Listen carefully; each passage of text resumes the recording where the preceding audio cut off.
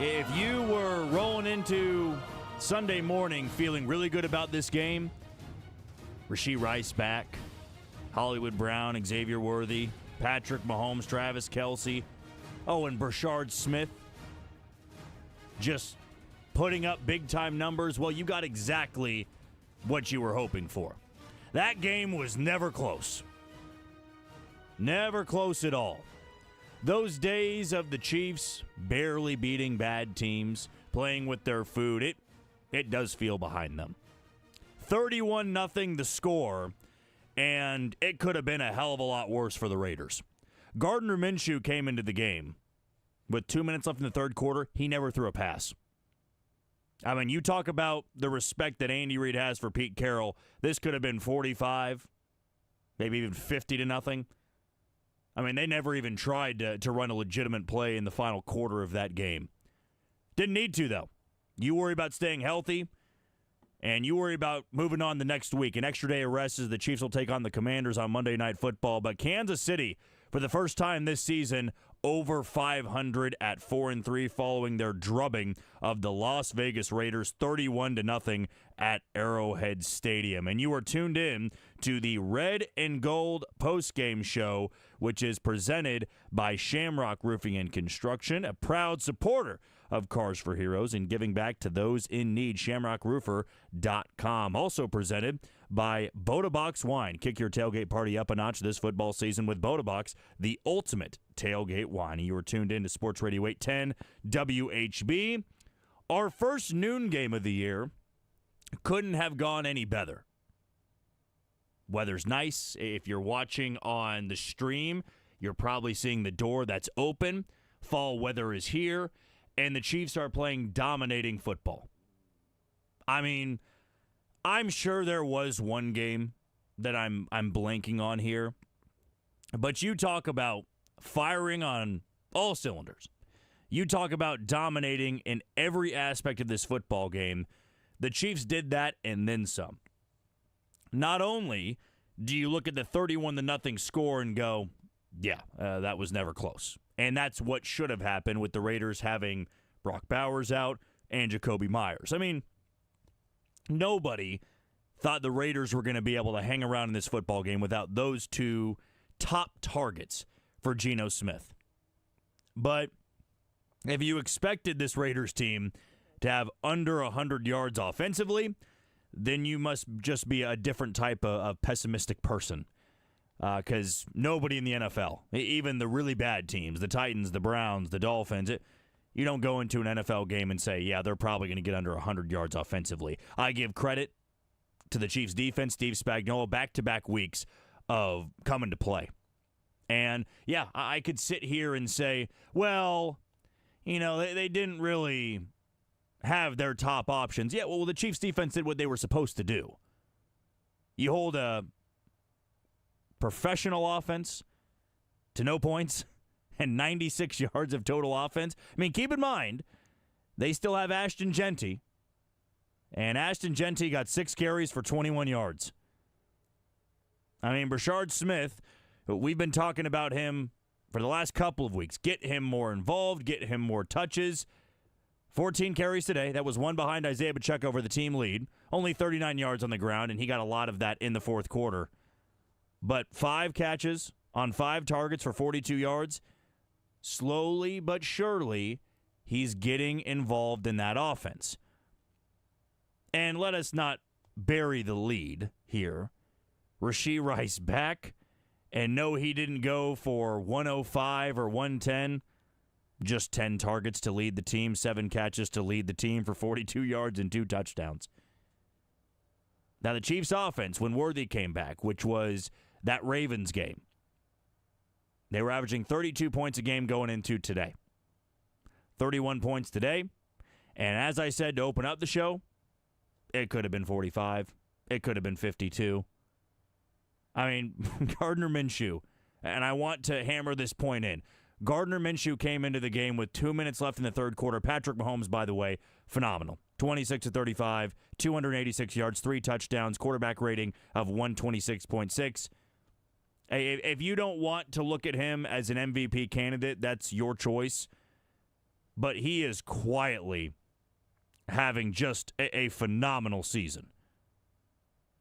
I mean, coming into today, 11 touchdowns, 2 picks, quarterback rating of 99. That's going to go over 100 after today. Completion percentage of 64.8, so down a little bit over the last couple of years, but over 75% today. And he's going to have 14 touchdowns, only 2 picks. He's taking care of the football, and he's using the abundance of weapons that he has. And yeah, you did leave this game a bit banged up. Trey Smith dealing with that back injury. Xavier Worthy has the shoulder problem, spikes his helmet on the sideline, but then he went back out there and he was involved in the last couple of drives before they pulled the starters. But how can you not be feeling great?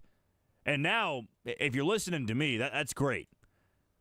But kick your feet up, grab another beer from the fridge, and watch the afternoon slate of NFL. Because there should be no fan base in the NFL feeling as good as Chiefs fans do right now. Only 4-3, and yeah, maybe to the outsider's perspective, you would say, well, they're only 4-3. I mean, I'd be feeling pretty good if I was a Buccaneers fan. Only 1 loss on the year. I'd be feeling pretty good if I was a Bears fan, won 4 in a row. But the way the Chiefs have played the last couple of weeks, and I'm going to throw in the Jacksonville game as well here, and here's why I'm going to do that.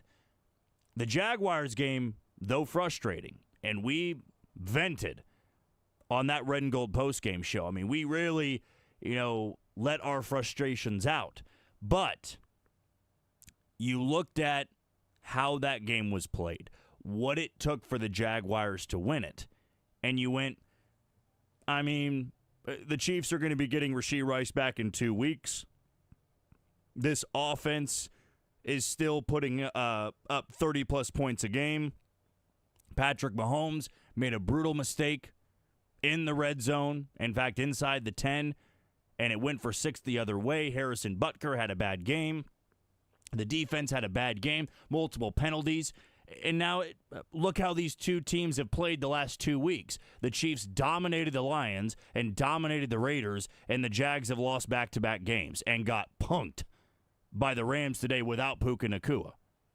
So it's not to point out that game and say, well, I told you all along the Jaguars are going to be bad and the Chiefs are going to be great. No, I'm not trying to say that at all. But even when you watch that game, you got this idea of this team is not really as bad as their record says they are. And I do hate that phrase of, well, we're actually better than what our record shows. But it was hard not to say that when you're looking at the way the Chiefs were playing.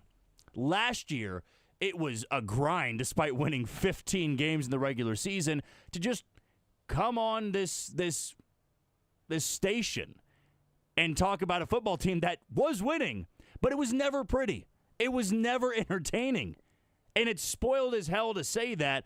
But last year, oh, man, let me just walk you back in time to when the Raiders were last at Arrowhead Stadium.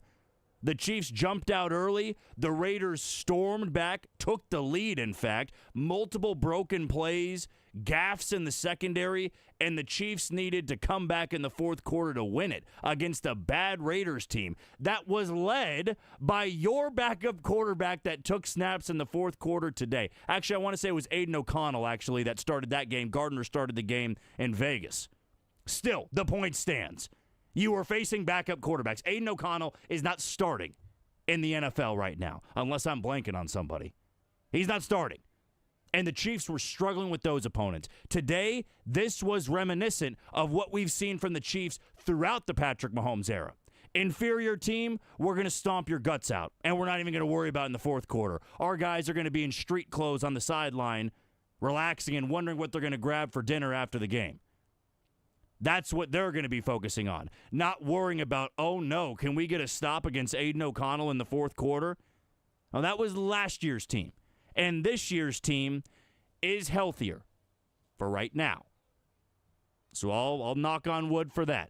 This team is healthier right now. We'll see what the word is on Trey Smith from Andy Reid after the game. And you can always listen to Andy and Patrick Mahomes right here on the Red and Gold postgame show later on in today's edition of the Red and Gold Postgame Show.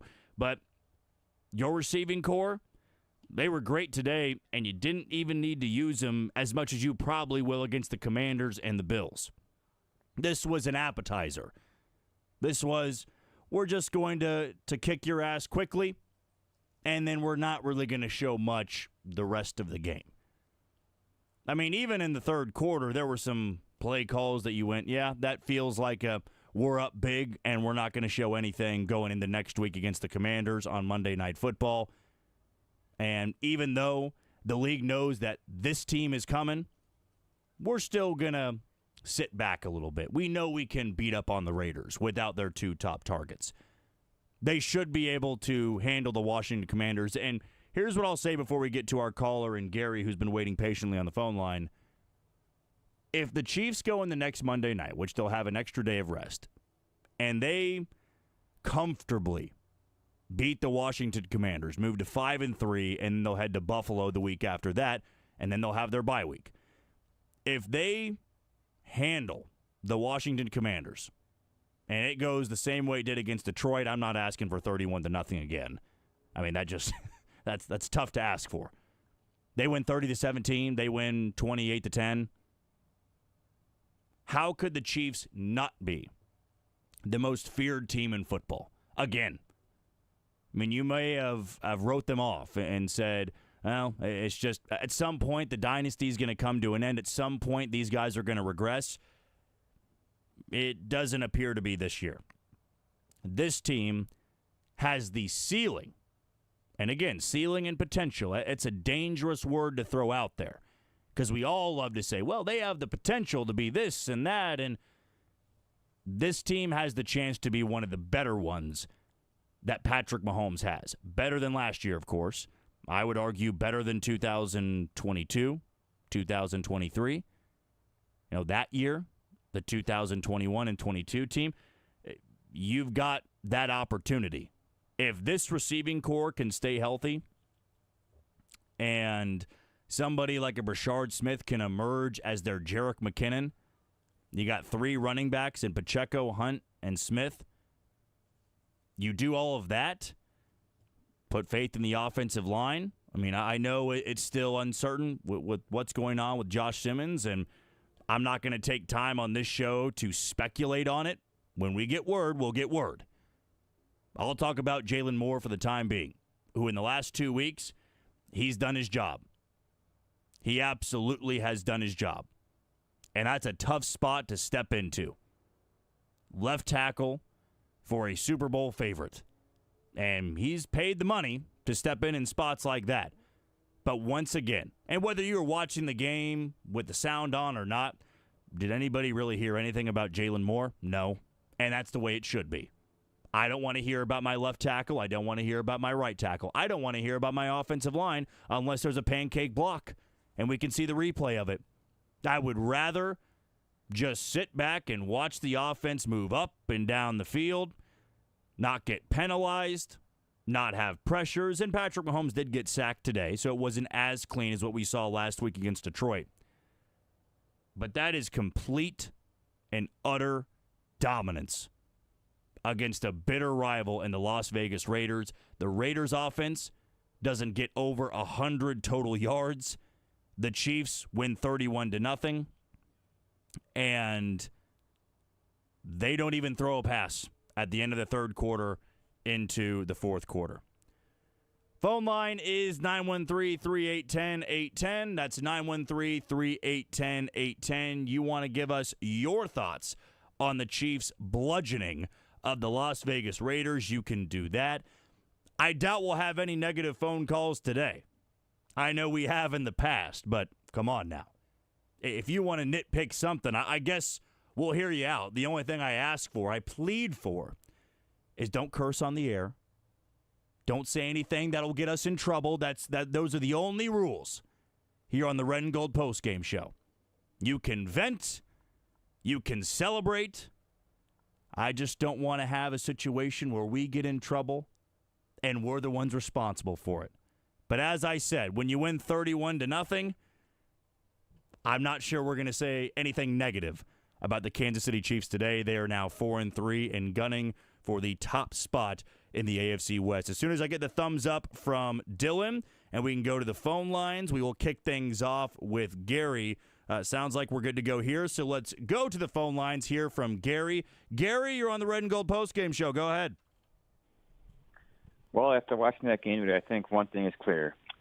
Andy Reid was the angel of mercy for Pete Carroll and the Raiders today, calling off the Dogs late in the third quarter because it could have gotten really, really ugly from there on out. The game today was probably one of the most complete games today. But let's just say the Chiefs had their Super Bowl hangover and they've had their coffee and now they're ready to go to work. Because over even the Jacksonville game, this offense has just continued to get better and better and better and more efficient. Negatively today, the only thing I could say negative is stay healthy, boys, because we've got a long ways to go in this season. But I hope that everybody that left the game today was just more or less, we have a comfortable lead. Let's just get these guys out of this so they don't hurt themselves anymore.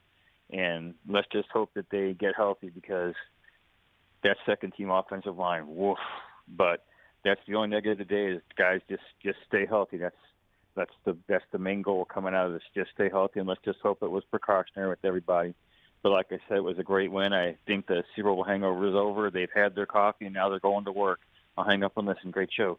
I appreciate the phone call, Gary. Yeah, they just walked into work today, lunch pail, cup of coffee, took care of business. We're on to the next week.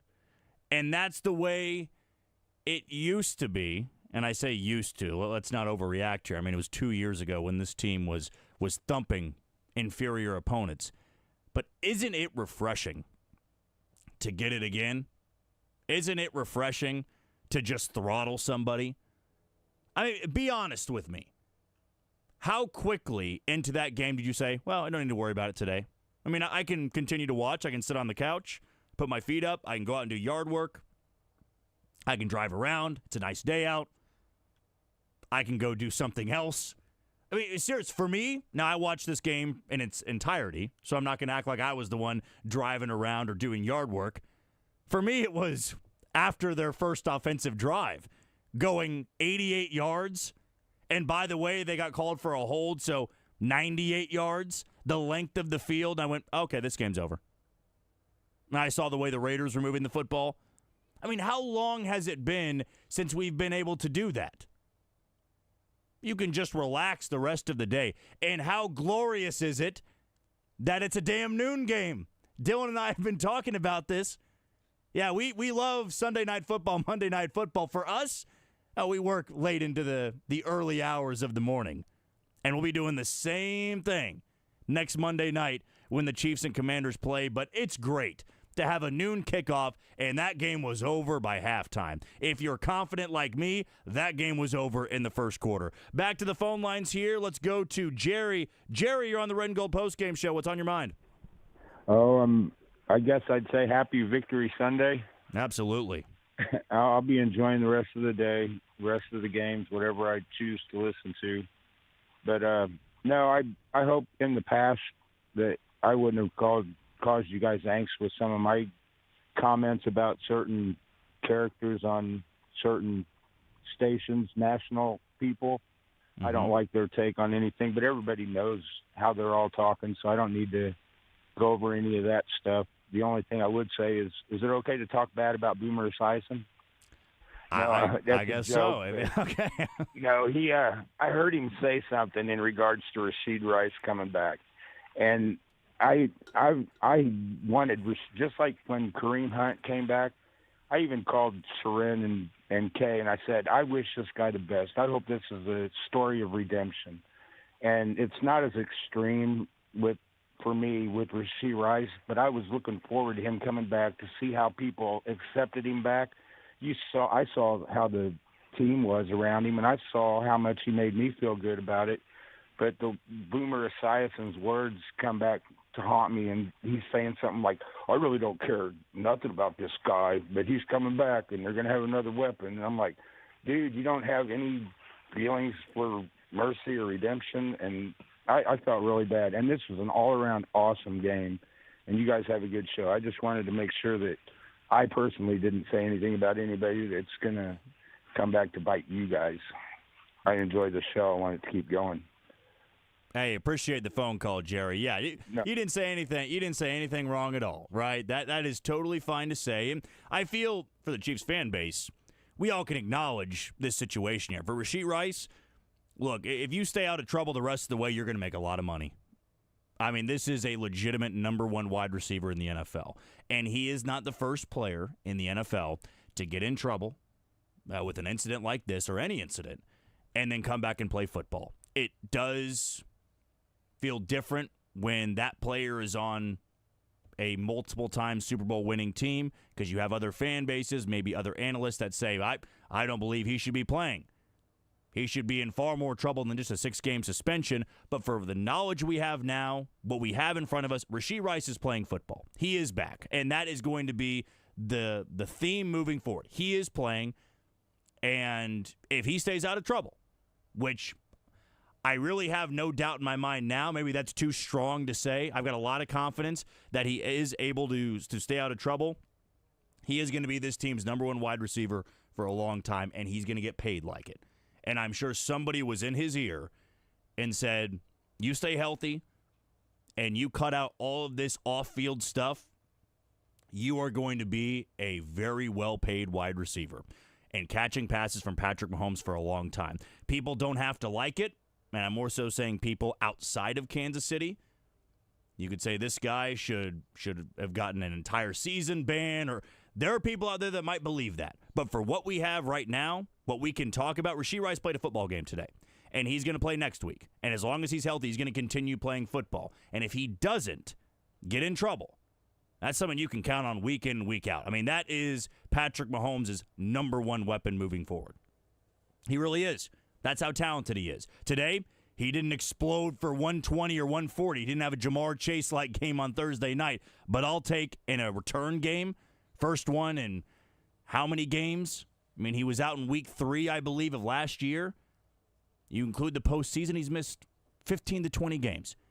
And he has 2 touchdowns today. I'll take that every single day of the week. Let's go back to the phone lines and hear from Ryan. Ryan, you're on the Red and Gold Postgame Show. Go ahead. Hey, who was the first guy that called? I haven't heard that guy forever. I believe it would have been Gary. Gary, yes. Oh, my God. I've never heard him sound positive. That's great. That's after 3 years of not listening for a little bit. I always listen to you guys. I just haven't listened to the postgame show forever, Jack. You do a great job. Appreciate it. I'm just going to say that the Chiefs, Super Bowl again. Now, I don't care what kind of injury. The organization that they have with Andy Reid and Beach, Clark Hunt, number one, it's amazing how whenever we get everything going with the offense like we have now, even for Sharp Smith now, it's starting to make progress. Even on the defensive side, it's amazing things. Thank you for the Chiefs. It makes every Sunday good. 12 o'clock game today, nice. Taking it old school, and great day to be a Chiefs fan. 31-0 against the Raiders. I think it's good things coming on for the Chiefs this year. So I appreciate you guys. You guys have a good day. Absolutely. Same to you, Ryan. Yep. The weather is phenomenal. This is one of the happiest times I've had doing this postgame show. So much so we have the door open. The door open, there's football on the screen. We can just continue to watch, see what else unfolds, and you don't got to worry about your team right now. 31-0, pure and utter dominance over a hated rival. A hated rival in the Raiders. And yes, I understand what the Raiders were dealing with. No Jacoby Myers, no Brock Bowers. They're on the road. Geno Smith has not been playing good football. You dominate teams when they are not at their best. If they're not healthy, take care of business. Don't even worry about it. And that's what the Chiefs did. With an extra day of rest, and Patrick Mahomes only had to play 3 quarters, basically. That's all he had to do. Go out there, throw for 286, 3 touchdowns, no picks, get it done. 1-0 against the Raiders. Take care of business later on in the year when you go to Allegiant Stadium and go to the Strip. Play the Raiders in Vegas. Go back to the phone lines here. Go to Big Al. Big Al, you're on the Red and Gold postgame show. What's on your mind? Yeah, hey, great. Yeah, hey, thanks for taking my call, yes. Great victory today with Rice obviously being back. It's awesome to see that we've got some weapons back out there. the only thing and a great win, a complete blowout. I mean, the total domination, like you guys said there, and that's I'm very grateful for that. The question that I have when watching the game was, it seems like our running game still. I mean, we're not getting those bigger chunk yards, from Pacheco and company. And I wanted to hear your thoughts on that, and then also wanted to see when if you guys know when Simmons is coming back. Because we're going to need him big time. All right, thanks, guys, for taking my call. Appreciate it. Appreciate the phone call, Big Al, and a few things we'll touch on here. Yeah, with the running game, I mean, if you've been listening to us since week 1, we have brought that up as an issue. If this team can get a legitimate bell cow running back, I don't know who's going to stop that offense. The receiving game is going to be there. Patrick Mahomes is playing at a high level. This offensive line is getting better each and every week. If they can have that running back that is a threat to go for over 100 yards, it changes everything. Now today, Brashard Smith is more so in the receiving game. He averaged less than 3 yards a carry, so I love Brashard Smith. I'm not going to sit here and champion less than 3 yards a carry. Now in the fourth quarter, a lot of those carries were just dives up the middle, inside zones. Nothing was too crazy there. But if Brashard Smith can be that guy, or Pacheco can recreate 2023, I'm not asking Kareem Hunt to be a 100-yard rusher. I'm looking for him to be my 3rd and short, 4th and short down back. I would love to see that. Now I'm not going to say a 3-headed monster, but that trio, if you can get each of them going, maybe we can see a little bit more trust and comfort in the running game. But until that point, there will be some games where maybe the passing attack won't be as effective because there is no threat out of the backfield. Brashard Smith is a wide receiver turned running back, so he's just going to be better coming out of the backfield, catching passes, I'd imagine, over running between blocks. Now, he was a running back at SMU. He's a receiver at Miami. So he doesn't have that experience of being a running back yet. And to make that jump in the NFL, it's incredibly tough to do. So I don't know if the Chiefs at the deadline will look into bringing in one of those top running backs, give up a draft pick or 2 for it. But yeah, you are exactly right. It's still as dominant as this offense can look. They don't get those burst carries. When they go for 10 or 12, it's like, oh, where'd that come from? Great blocking, good vision, pick up the first down. But what can take this group to the next level is that 10 to 12-yard burst, turning it into 20 to 25. As for Josh Simmons, really there is no word. From what has been reported, a family issue. The Chiefs clearly have tabs on where he is, but it seems to be unknown for that timeline of when he returns. Now, this week, it did catch me off guard that he was not there. He didn't practice. That has been everybody's question. Where is he? When is he coming back? Jalen Moore, in the meantime, has done a hell of a job, and I am going to give him credit there in Josh Simmons' absence because I know that on the surface, the bigger story is going to be, well, where is Josh Simmons? But at some point, the top story needs to be Jalen Moore is doing one heck of a job at left tackle. Now, if we get to Wednesday and he's not there, then I would expect Jalen Moore to be the guy moving forward until we get other word. Let's go to the podium here and hear from Chris Jones. A lot of points puts us in position to do what we do best, and that's rush the passer. And when we have success at rushing the passer, I think as a defense, it helps us out overall. Chris, you opened the 30 total plays, and just overall as collectively, even the guys that came in the third and fourth quarter, how encouraging was it to see that you held them to such limited plays and you're doing your jobs at first and second downs? I think that's a testament to preparation throughout the week, the way we've been practicing, Coach Reid, and the preparation, how we've been honing in on preparation. So that we executed well as a whole, as a team, and it was able to show this game. Chris, did you guys talk Spags or celebrate Spags in there with the shutout first year? Yeah, I tell them everybody should have pasta. You know, his wife makes pasta, so I think, granted, this is his first shutout. His wife should make pasta for everybody. I think this is a win-win all around. It's been a couple weeks here where your pressures have left his sacks. How would you feel about your job on that sheet? Well, I've been telling the guys all day, like, Christmas gifts have been given out early, you know. Charles last week, the week before that, Charles again, George the week before that. So it's finally good to touch the quarterback and get him down. Chris, you guys really only had 30 plays. How do you feel fresh? This is the fewest number of plays you've played. I feel really, really good right now. Let me knock on wood, you know, after the game, you know, the energy is still high. But I feel really, really good. We got a few guys that's battling injuries. Got to get them healthy with a long week around. So, you know, focus on that. But I feel personally really, really good. I played 23 plays. Were you surprised that I guess they were at JT on the very first play and now he didn't for a while? Did you think they were trying to run him a little bit more? Well, the looks we was given, we was loading the box to force them to, if they're going to run the ball, we was just going to load the box. So kind of forced them to pass the ball, and, you know, we was able to capitalize on that. Thank you, guys. All right, that was Chris Jones. Short and sweet.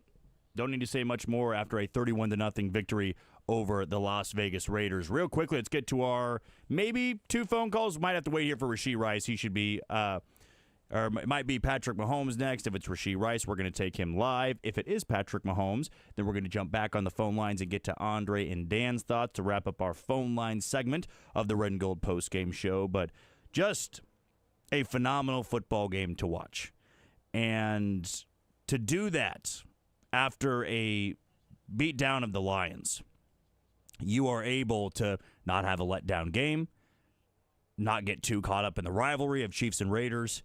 That game was never close. Back to the phone lines here. Let's go to Andre. Andre, you're on the Red and Gold postgame show. Go ahead.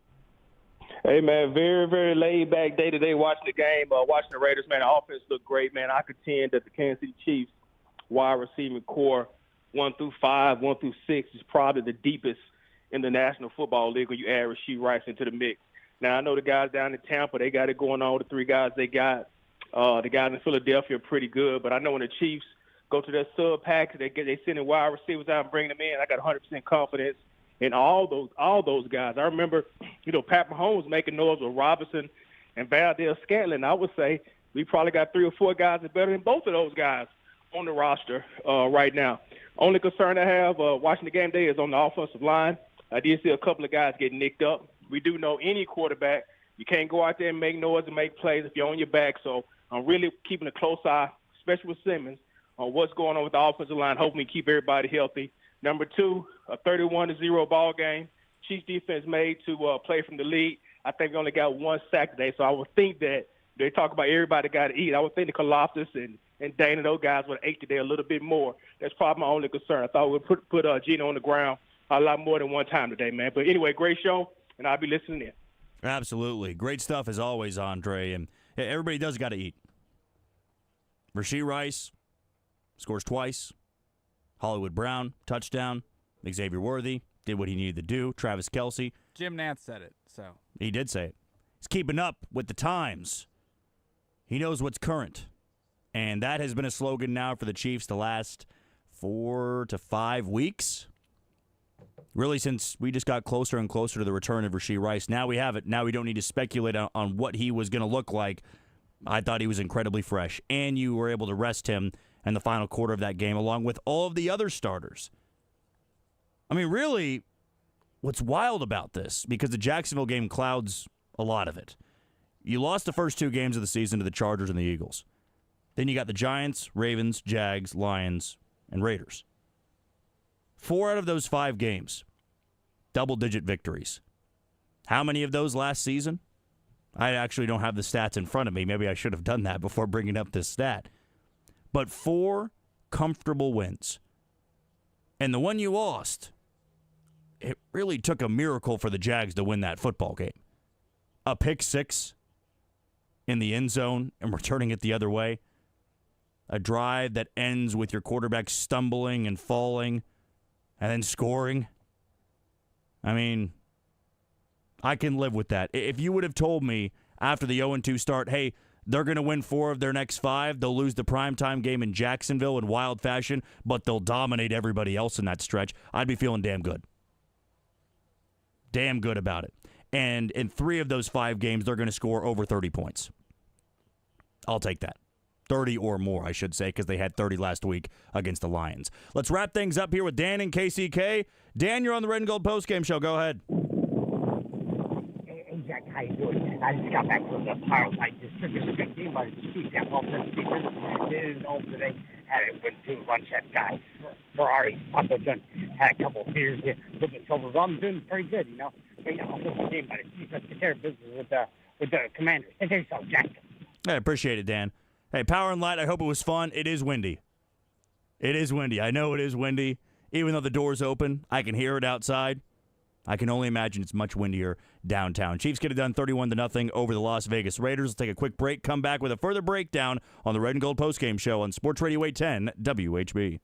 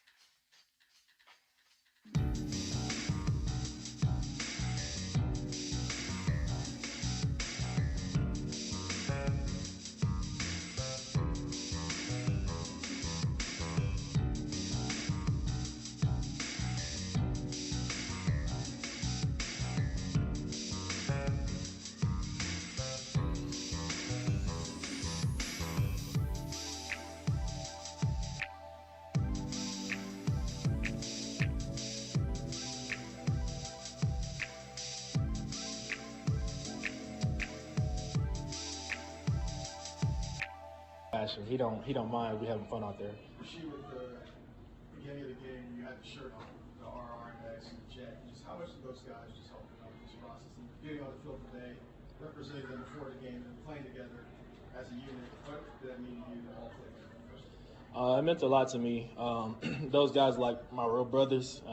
Obviously, everybody got family, but during the time we're all in Kansas, all we got is each other. We're with each other 24/7 in meetings, weight room, on the field, off the field. So I mean, it's not necessarily a force, but I mean, if you're gonna be around someone every day, you might as well love that guy, right? So that's all it is.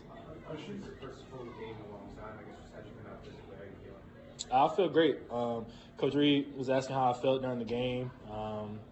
I got a good amount of plays. I could play more, obviously, but we got a long season ahead, and we got a lot of guys that can play. So it's an opportunity for everybody. It's not only the offensive guys, but the defensive guys have been saying, wait until we get quarterback. Wait until we get quarterback. Like the spring after the game, you said you went out there and did exactly what they thought that you wanted to do. What does that mean for you? It means a lot just to know that even the guys that get to compete against me every day, or the guys that don't necessarily get to be in the meeting room to know what kind of plays we're going to run, just have that confidence in me because they know I got the same confidence in them. We're all one big family, so I mean, we're just missing one piece. Everybody's together, and we're just going to keep building. Rasheed, when you look at this offseason, you all talked about how explosive this offense could be. Even before you came back the last 3 games, after around 31 points, you come in. Is 30 points the normal, what you expect this offense to look like with you and everybody be healthy going further? I think it's a glimpse of what's possible and what's to come. This was our first game being able to play with each other. Like you said, Coach said I had a minimum amount of plays, so maybe with more plays, more touchdowns, not even just from me, but from everybody else, from just being on the field consistently. And how does that make your defense feel? Again, I talked to some of the players in the locker room. Going up against you and everyone else, how does that make the defense better going against you all to prepare them for future fights? I mean, Coach does his best to take care of us, but when it's time to compete, we compete. I'm pretty sure that's why it transfers to the field. We're nothing but competitors, but at the end of the day, we know that we're playing for each other when we got the same uniform on. I get to go against Trent McDuffie, best corner in the league, as much as I can when we're competing, even during training camp. So, I mean, it's just iron sharpening iron. Patrick said that back shoulder touchdown you had goes back to the offseason. You guys working on it. Can you just take me through the offseason trying to get better with that particular? Yeah, so, I mean, I basically told Pat I was a fade guy in college. If you look at my college highlights, I caught a lot of back shoulders at SMU. And, I mean, just having a great quarterback, we just kind of had to put it in the air, talk about it, and repetition. And now repetition is happening. Richie, between the injury last year and then the suspension, getting back out there, I mean, did you discover that being able to play, did you take it for granted? Did it mean more to be out there today, going through the warm-up, getting on the field, hearing the anthem, that kind of stuff? Yeah, it meant a lot more today. You don't really notice how much you love something until it's gone or possibly could be gone. I was able to get a glimpse of that, and, I don't ever want to feel that again. So just being able to be out here with my brothers, that's like the most love I've had in a long time. I felt great. How hard was it watching the 0-2 start and some of the struggles and knowing you should be out there helping? Well, it was pretty hard to watch, honestly, but, it's a long season. It's not a sprint, it's a marathon. So, I mean, I know that as an offense, as a defense, we're going to get back to the meeting room and work on whatever we had to fix to progress for the next week. Thank you, everyone. Thank you. All right, that was Rashee Rice. First game back from suspension. He has 2 touchdowns in the game. Didn't even need to play in the fourth quarter. That's how dominant the Chiefs were today in a 31-0 beatdown of the Las Vegas Raiders. And a reminder that leading into our little interview there, post-game audio from Rashee Rice, you heard the Central Bank play of the game. Join the best in banking when you open an account with Central Bank. Central Bank, strong roots, endless possibilities, member FDIC. And you are tuned in to the Red and Gold Postgame Show, which is presented by Boda Box Wine. Kick your tailgate party up a notch this football season with Boda Box, the ultimate tailgate wine. Also presented by Shamrock Roofing and Construction, a proud supporter of Cars for Heroes, giving back to those in need. ShamrockRoofer.com. Looking around the league now, there are 4 games underway. Not a lot of scoring just yet. Of course, you had 2 games that started at 3:25, so just about 5 minutes ago. But for the AFC West opponents, the Broncos and Giants are just underway in the first quarter, 8:25 to go. Giants have the ball, still scoreless. Denver went into the game as an 8-point favorite. Out in L.A., the Chargers trail the 1-loss Indianapolis Colts, led by Daniel Jones. The Colts are up 6-3 right now. Chargers came into the game as a 2.5-point favorite, 6:52 to go in the first quarter. As for the 3:25 kickoffs, the Cowboys and Commanders, the Commanders will be in Kansas City next Monday night. They are just underway there, 13:08 to go in the game. Cowboys already in the red zone, and they came in as a 1.5-point favorite. And then the Packers and Cardinals still scoreless, 11:41 to go in the first quarter. Packers came in as a 7-point favorite. And a quick update, the Cowboys just scored less than 2 minutes into the game. Javonte Williams found the end zone, so the Commanders, who have a depleted offense going into this one and a lackluster defense. Cowboys don't have a great defense either, but this could be a big-time shootout. The total in that game was set at 55. So we'll give you some updates throughout the show on scores around the league. But let's do this. Let's take a quick break here. When we come back, might be able to get to some audio. Our very own Steven St. John, a new day with SSJ. He was in the locker room. Same thing with Todd Lebo. Sent us back a couple of player interviews, so we will be playing that at some point. Also might get to Andy Reid. He was short and sweet at the podium, and definitely want to get his updates on some of the injuries that happened in this game. Trey Smith, Omar Norman-Lott. So let's take a quick break. You're listening to the Red and Gold Postgame Show on Sports Radio 810 WHB.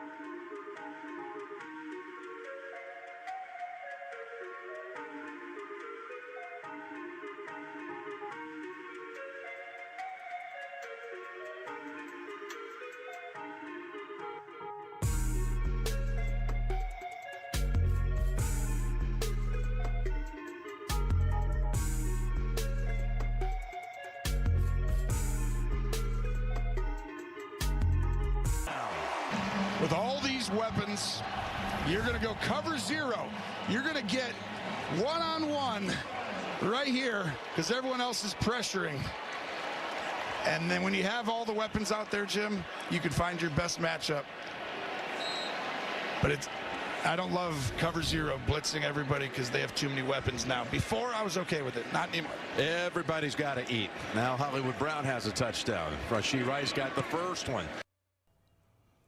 And that was the Andy Reid call of the game, which is presented by Shamrock Roofing and Construction, a proud supporter of Cars for Heroes and giving back to those in need. ShamrockRoofer.com. And you're tuned in to the Red and Gold Postgame Show on Sports Radio 810 WHB, also presented by Bodabox Wine. Kick your tailgate party up a notch this football season with Bodabox, the ultimate tailgate wine. Here shortly, we're going to hear from Andy Reid, who, as always, took the podium after the game, breaking down what he saw, what he liked, what he didn't like, and there really can't be much that he didn't like today. That's about as dominant of a performance you'll see from Kansas City all season long. And you'd be hard-pressed to find another opponent that they'd be able to dominate as much as they did today against a Raiders team that was a little bit undermanned. Also not a very good Raiders team to begin with, but without Jacoby Myers, without Brock Bowers, you could have seen this coming. Vegas, just with the odds in this game, had it at 12.5. So they knew it wasn't going to be that close of a game, but sometimes with those large spreads in the NFL, they're baiting you to pick somebody to cover. I mean, no way you should be able to blow somebody out by 30-plus points. It's an in-division game. It's a rivalry. Last couple of years, it's been close. This line probably should have moved up to 15 or 16 before kickoff because without those two playmakers for the Raiders, there just wasn't much that Geno Smith was going to be able to work with. Still, this is a game that has to be played. This is the NFL, and any time that you put up 30-plus and shut out your opponent, we're not going to try to find little things here and there that, oh, well, they didn't have these players, or, oh, this happened, or this didn't go this way, or this happened for a reason. We don't need to do that. This was an absolute ass-kicking from start to finish. And the first three drives for the Chiefs offensively, I mean, you're talking about 85-plus yard drives. I mean, it was just effortless. They took what was given to them, got really nothing from the rushing attack, but moving the ball down the field, everybody was open. And you got Rashee Rice involved. You got Kelsey involved. You even got Noah Gray involved, who's been rather quiet this year. I mean, back-to-back weeks of this offense looking very, very clean. And it is just refreshing to see. We already said that earlier on in the show, but I feel I got to hammer the point in. Last week, no penalties. Didn't turn it over. This week, I mean, you're rarely even having negative yardage, negative plays. You're not seeing that much anymore. You might have a sack or two, but keep in mind, they are playing without their starting left tackle. Mike Caliendo had to come in and replace Trey Smith. I mean, you were down a couple of guys today and still just move the ball up and down the field. And even if you did have a negative play, you were able to make up for it rather quickly. You were able to have the protection, have the time, and somebody was going to get open. I mean, so many games last year, you couldn't have that on even 3rd and 8. It had to be 3rd and 5 or less for you to feel really confident about the Chiefs being able to pick up that first down. Now, we're not to the point of where it was in 2018, when it could have been 3rd and 25, and you'd expect the Chiefs to pick it up, whether it be Tyreek Hill or Sammy Watkins or Demarcus Robinson or even Travis Kelce. You just had that type of confidence, and then they went through some years where it just wasn't as explosive. This group, though, they've got the potential. They've got the ceiling to be nearly that explosive. I'm never going to go as far. That was a nearly unstoppable offense, and they had a Hall of Famer and the receiving core in Tyreek Hill. I'm not going to go as far to call any of the Chiefs receivers at this point in time Hall of Famers. They still got a ways to go. But it's fun to watch this group right now. And they are a running back, a legitimate running back away from being 30 to 35 points a week. I mean, they are that explosive. They have that type of speed. They've got the deep ball threat. They still have Travis Kelce playing at a higher level. And it's just a joy to watch. It really is. It wasn't that fun to be talking about 20 to 14 wins last year. They were wins, don't get me wrong.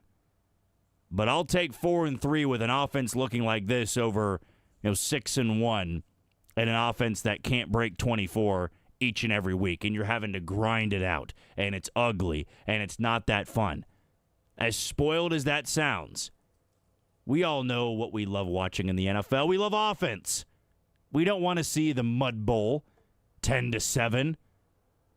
300 combined yards of offense between both teams. We want to see the Icy Hot Bowl. We do, absolutely. We want to see the ball thrown all over the yard, 70-yard touchdowns, big hits. It's what attracts us to the sport. Last year, you didn't have that with the Chiefs offense. This year, you're certainly starting to see it more and more. And over these last 4 games, this offense is putting up big-time numbers. And the more comfortable they get, the healthier they continue to be. I'll still knock on wood for it. You're going to see some explosive games from this team.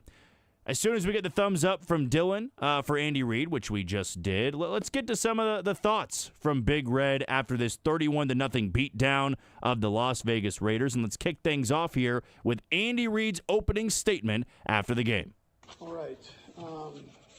As far as the injuries go, really, Norman Lott, as Omar, is really the only one. He hurt his knee, and then we'll get an MRI and see how he is tomorrow, exactly what it is. Other than that, the guys did a nice job there as far as that goes. Great win. Appreciate our fans. They're unbelievable. How loud they are, how disruptive they are for an opposing team, and we appreciate that. There's all kinds of good stats to go over. I'm not sure I can cover them all, but for the media, you can do your homework and get them. But there's a lot of people that played really well, and I'm proud of them for that. Coming off an emotional win against the Lions, and then coming into this thing and playing with the energy that we played with. I thought the coordinators had great plans. Like I said, all 3 phases contributed. So between Spags and Nags, they both did a great job with their game plans. The guys bought into them. And then Dave, obviously, Bucker's back now. He's got a couple field goals under his belt and killing that ball right now. So it's a good thing. And Reza had a nice day punting. So all in all, it was just a good day, and my heart goes out to Pete. Pete and I have been doing this a long time, so you see him, and he gets that the team with the injuries, man. Just that's crushing for him, especially when 98 goes out of the game. I mean, that's a tough thing for a guy to go through, and I know it's the Raiders, and I know we like to get after the Raiders.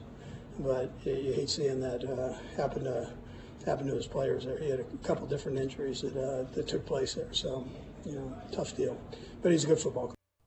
That was Andy Reid's opening statement after the game. And, you do look at the way the game went in the fourth quarter. Andy Reid has tremendous respect for Pete Carroll, dealt with the injuries of Jacoby Myers, Brock Bowers, Max Crosby, who's always been a force in games like this.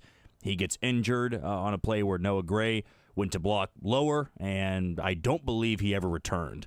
That was a play that put him out of the game.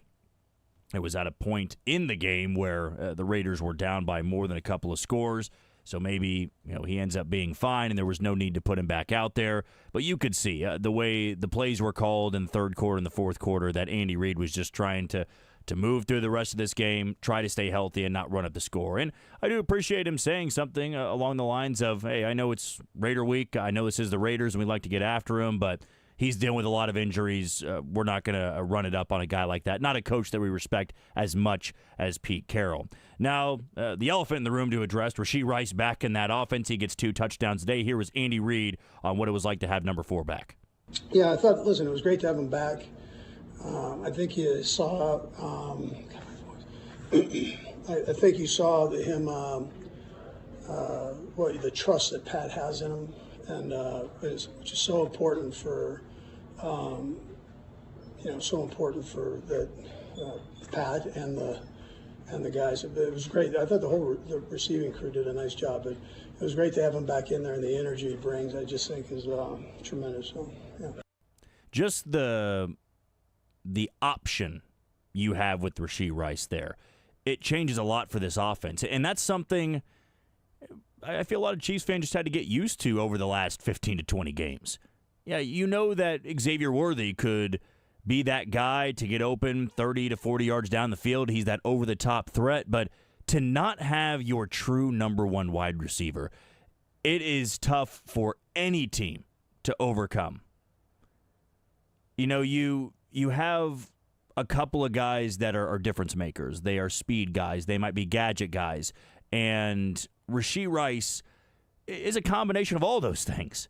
He can be a gadget guy from time to time. He's a great slot receiver. He's also an over-the-top threat, and he's a true number 1 guy.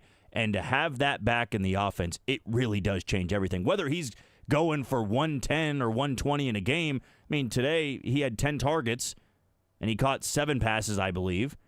Had less than 50 yards, but 2 touchdowns. He made a lot of some of those plays. And this is only the beginning.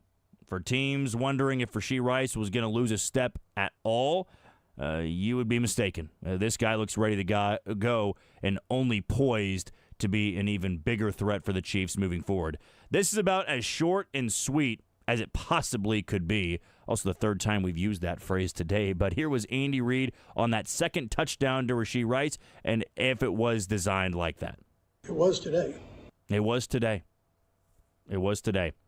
Back shoulder throw. Rashee also talked about that in his post-game interview. He did that a little bit at SMU. And back in college, he was that guy where it was, we're just going to throw the ball up to him and see if he can make a play. Competition's a little bit different back then than it is now, but still to be that red zone threat. Many years in the Patrick Mahomes era, that has been a talking point of red zone offense. Do you have anybody you can just throw it up to? I mean, we were just drooling over the play that Jason Brownlee had in the preseason, and we're thinking about Jason Brownlee being maybe a red zone target, and I thought he did one hell of a job to make the team, but he also was the roster casualty to get Rashee Rice back. Sometimes, when you got a quarterback like Patrick Mahomes and a receiver like Rashee Rice, just throw that back shoulder. He's going to be able to catch it. He doesn't need that much space, and to see that play work out, it only gets you more fired up about what the Chiefs are going to be able to do in the red zone moving forward. Andy Reid also went on to discuss both sides of the ball working today. I mean, the offense looked great, don't get me wrong, and Rashee Rice coming back, that is the story, but pitching a shutout, I don't care who you're playing, that is damn impressive to do in the NFL. Here was Andy Reid on that. It was great. I mean, anytime you can have a win like that, fourth quarter like that, where you can run the ball every snap, and at this level it's a good thing. I appreciate the energy the most. Just the guys, their whole frame of mind was solid. Now we got a good team coming in again this week, so we got to make sure that we're solid. Yeah, one of the things I took away there from that little audio clip, I mean, to have a fourth quarter like that, you already have the extra week. You get the Commanders, who I'm currently watching on the TV screen in front of me. You get a Commanders offense that's explosive. Jaden Daniels, a phenomenal quarterback. And you don't just get Sunday off next week. You get an extra quarter off. And your starters got to just kick back and relax on the sideline. Enjoying the nice weather, enjoying the beatdown, seeing the guys they practice with go out there and get some extra reps. That's as much as you can hope for as a head coach. We don't need to play our starters in the fourth quarter, and it's so rare when you get that in this league. It's hard to blow teams out. It doesn't matter how good you are or how bad the other opponent is. It just doesn't happen that often. I mean, you would be surprised at how wrong many people are in picking games in the NFL. Now, you may see something like, Buffalo against the Titans, and that should be, or the Bills against the Saints, or the Chiefs against the Giants. Like, this shouldn't be an uncomfortable game at all. This should be a blowout. And then you just realize this still is the NFL. This is not college where there's 40-point favorites. And anytime with this rigorous schedule that you have, the wear and tear of the season, and you get a game where you can put your backup in just to get some extra reps, you cannot lose sight of the fact of how important that is. And for the Chiefs that have played 20 games in 5 of the last 6 seasons, you cherish days like this. You can pull everybody out and just get that extra quarter, because sometimes that can be the difference in having that extra quarter in the postseason, where you feel a little bit more rested, a little bit more juiced up because you got a bye week or you got to take a quarter off or 2 quarters off. The Chiefs didn't have that at all last year. They didn't blow out anybody. They had to scratch and claw for all 4 quarters. So looking back at the end of the year, I'm going to be highlighting that 4th quarter where Gardner Minshew got to take snaps and they just ran the ball the entire time. Great showing from both sides today, offense and defense. Andy Reid also talked about Rashee Rice's impact on the offense today. Yeah, he did. I mean, he did a great job. I was a little cautious with him on how many plays and all that, but I thought he came out and functioned at a high level for being gone for all this time. I mean, it's crazy that he can come back and do what he did. So, and do it at the level that he did it at. But we'll gradually build him. We'll build him up. We'll get his reps up here a little bit, and as we go, you gotta be careful with that when somebody's been off for a while. So, but listen, I thought all of them together did some really good things, and then at the end, Xavier had another round that he did very well with. And, so there's a lot of things happening there that are positive. Yeah, he really didn't miss a beat. Speaking of Rashee Rice, but also Andy Reid pointing out we just have to slowly bring him back into things. And this was a game you did want to get him involved, and he certainly was. I mean, 10 targets that led the team, 2 touchdowns. But this is not going to be a type of game where he's out there for 95 to 100% of the snaps, where he might get 15 targets in a game or 20 targets in a game. That might be overshooting it a little bit. When you're up by 30, when you're up by 21 at halftime, there's no need to force the issue. You still want to get him back into the swing of things, get him involved in the offense, but maybe save that for the Bills game in 2 weeks. Maybe save that for next Monday night against the Commanders, who we all know can put up a lot of points. There's also a Chiefs defense, though, that has had a great 2-week stretch here following that disaster in Jacksonville where they couldn't tackle anybody. They're getting penalized. Guys are getting picked on. They've stepped up in a big way, and surprise, surprise, that's usually what happens with Spags' defenses. They pick it up as the season goes on. Now today, a little bit of they picked it up. They played one hell of a ball game. Also, Geno Smith has not played good football this year, and they were down their 2 top weapons, Jacoby Myers and Brock Bowers. Andy Reid also talked about that defense again and shutting them down completely. That's pitching a shutout 31-0. Doesn't happen very often in the Andy Reid era. Hasn't happened very often in the Andy Reid era. You'd be surprised at the numbers they were putting up on the broadcast today. But here was Andy Reid on that defense pitching a shutout. Yeah, that running back's a good player. I mean, he's I was really impressed with him up to this point. He just he's tough to bring down and a good receiver almost. So for our guys to do what they did, I thought was tremendous. It always starts up front with the big guys, and they take care of their job on both sides of the ball, and normally good things happen. Unless I'm blanking on something, I don't believe the Raiders crossed midfield after their first drive of the game. They were moving a little bit on that drive, and then they had a holding call that backed them up.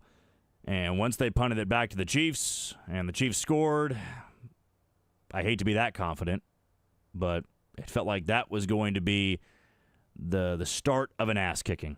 The Chiefs going nearly 100 yards because you had that one holding call where you had to go 88, but then you add on the 10 more you had to work with.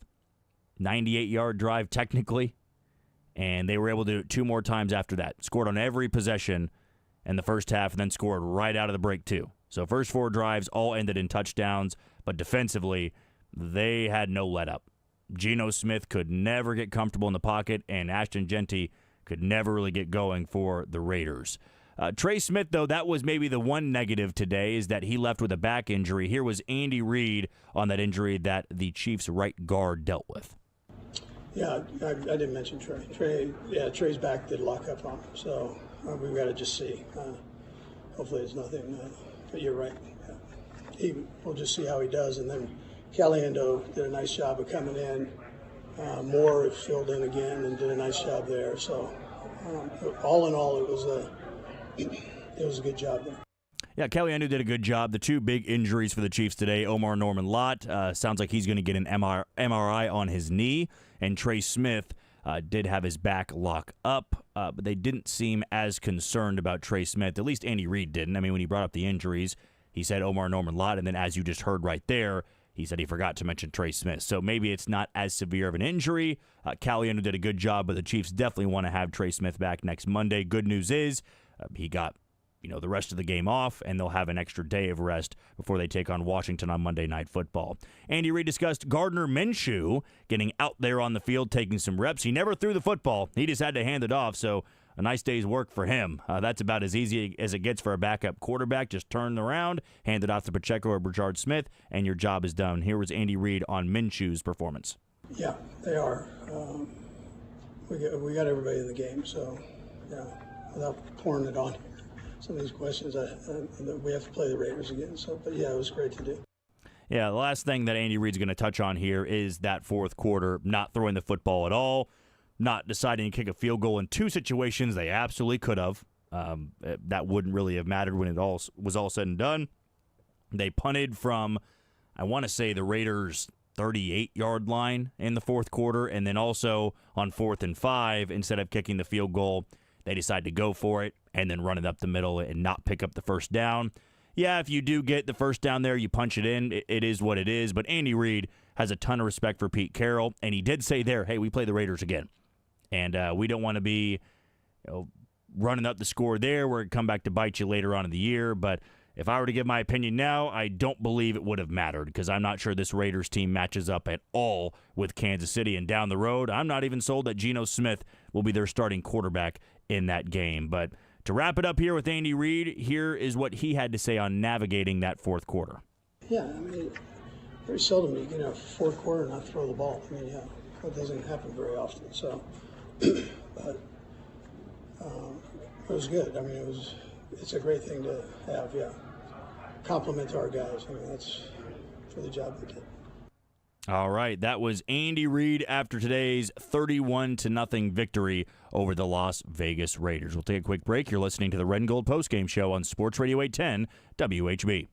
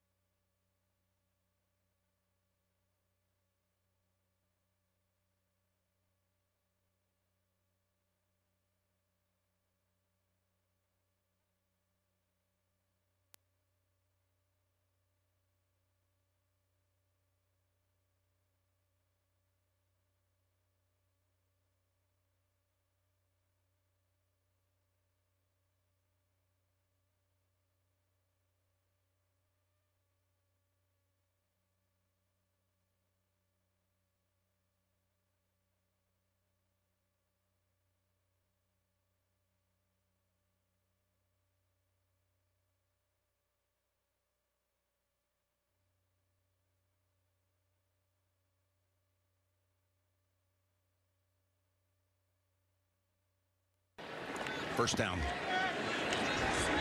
Mahomes steps up and launches. Open. It is caught on his back. Tyquan Thornton. 40 yards. Well, you'll see Thornton right there in the slot. He's going to go up. Mahomes extends the play. And this really could have been a touchdown if he keeps his feet, if the ball's a little more out in front of him. But it's a really, basically a play that's going to be everyone go up, different levels, go across the field. And the amount of time that Patrick Mahomes has right now, he can go anywhere he wants.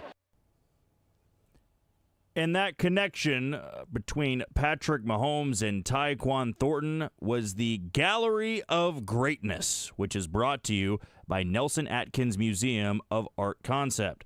This segment is brought to you by Nelson Atkins Museum of Art. The free personal best features 6 Kansas City artist-athletes at the top of their game. Come see how discipline, dedication, and drive can power both art making and athletics. Learn more at nelson-atkins.org. Chiefs a winner 31-0 over the Las Vegas Raiders. For the first time this season, they are over 500. Next week, they will take on the Washington Commanders on Monday Night Football, who currently trail the Cowboys 17-8 in the second quarter. Just a rough defense. Actually, I should say 2 rough defenses there with Dallas and Washington. But right now, Dallas's defense is stepping up. Washington, not so much, just allowed a huge connection between Dak Prescott and CeeDee Lamb.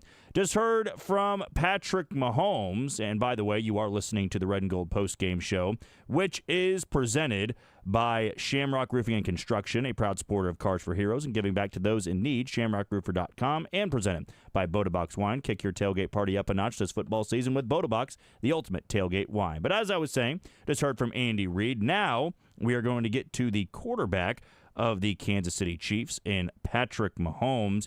He was flawless today, so flawless, he didn't even need to play in the fourth quarter. Gardner Minshew got reps beginning with 2 minutes left in the third, but Mahomes did all he needed to in the first 3.5, basically. Actually, I take that back, 2.5 quarters. He threw for over 270 yards, 3 touchdowns, quarterback rating over 120 today. That should put him over 100 on the season, 14 touchdowns and just 2 picks in these first 7 games. But to kick things off here was Patrick Mahomes talking about that back shoulder throw to Rashee Rice.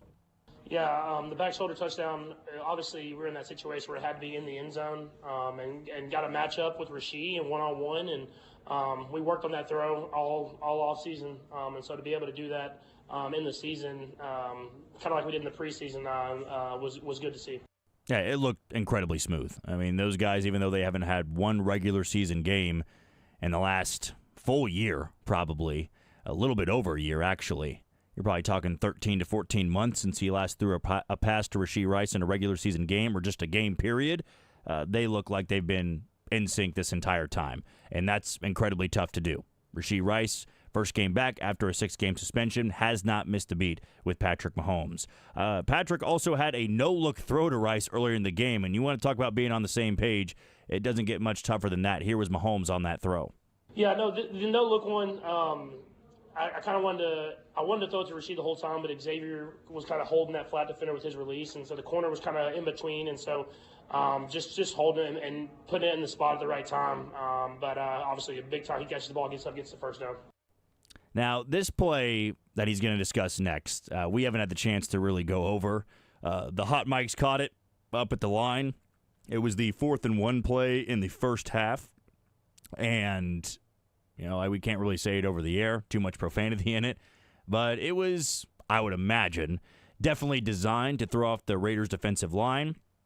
Mahomes gets caught saying, this play never works. Never works. Might have had 2 F-bombs in there, but I can't wait to hear what he has to say on this, because I don't know if that was actually a real thing of, man, maybe he didn't think this play was going to work. I doubt it. I'm sure this was a situation to throw off the Raiders' defensive line, make them think they were just going to draw him off and then go and punt the ball. But here was Patrick Mahomes on that hard count on 4th and 1, using some profanity, and then actually picking up 2 to 3 yards on that play.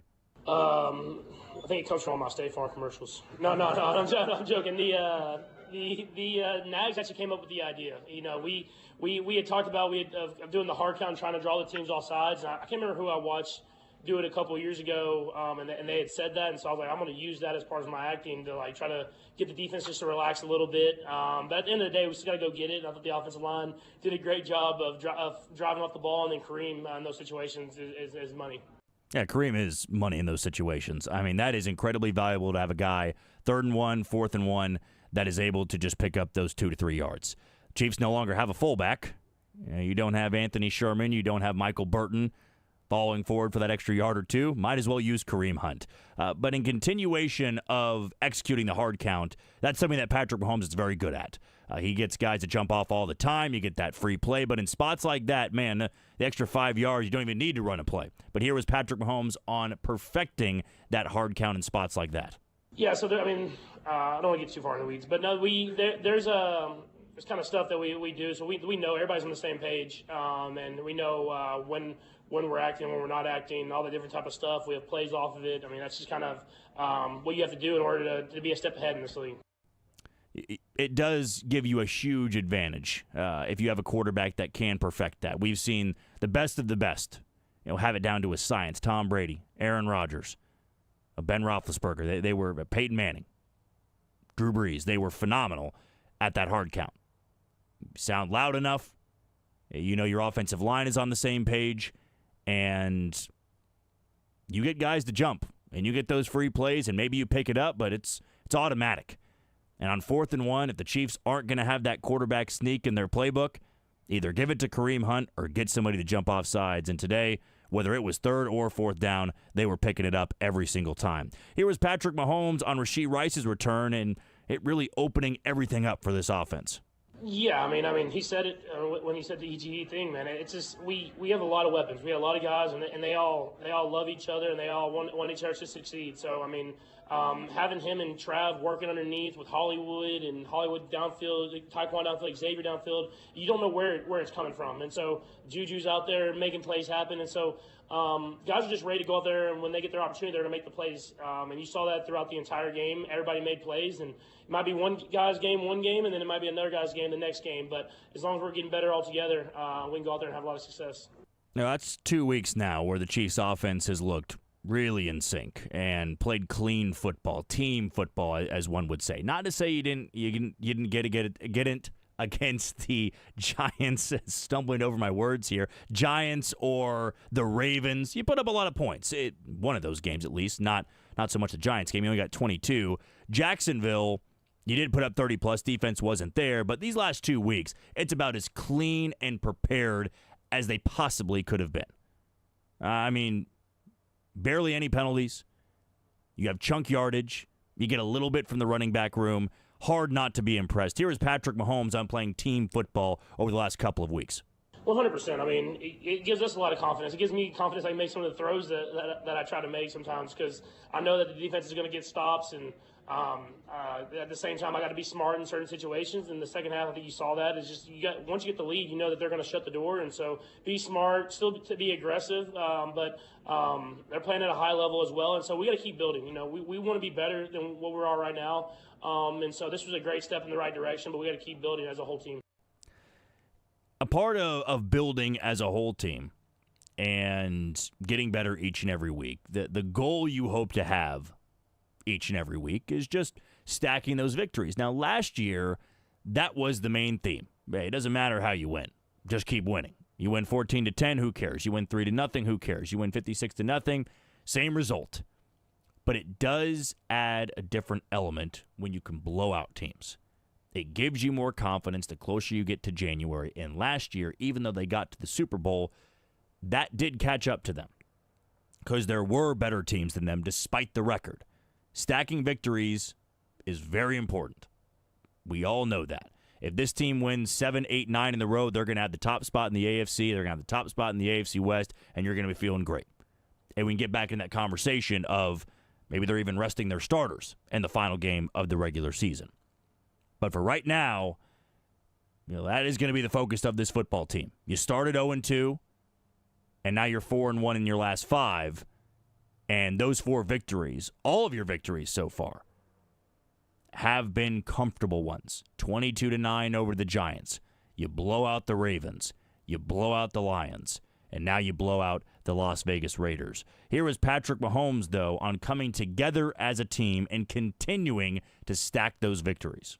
I think there's been points kind of throughout these last few years, but I think this is probably the most consistent that we've seen, that we've been able to play and kind of stack games together. And obviously our record's still not where we want it to be, but you can see from offense, defense, we've had bright moments in this season, and now it seems like we're coming together as a team.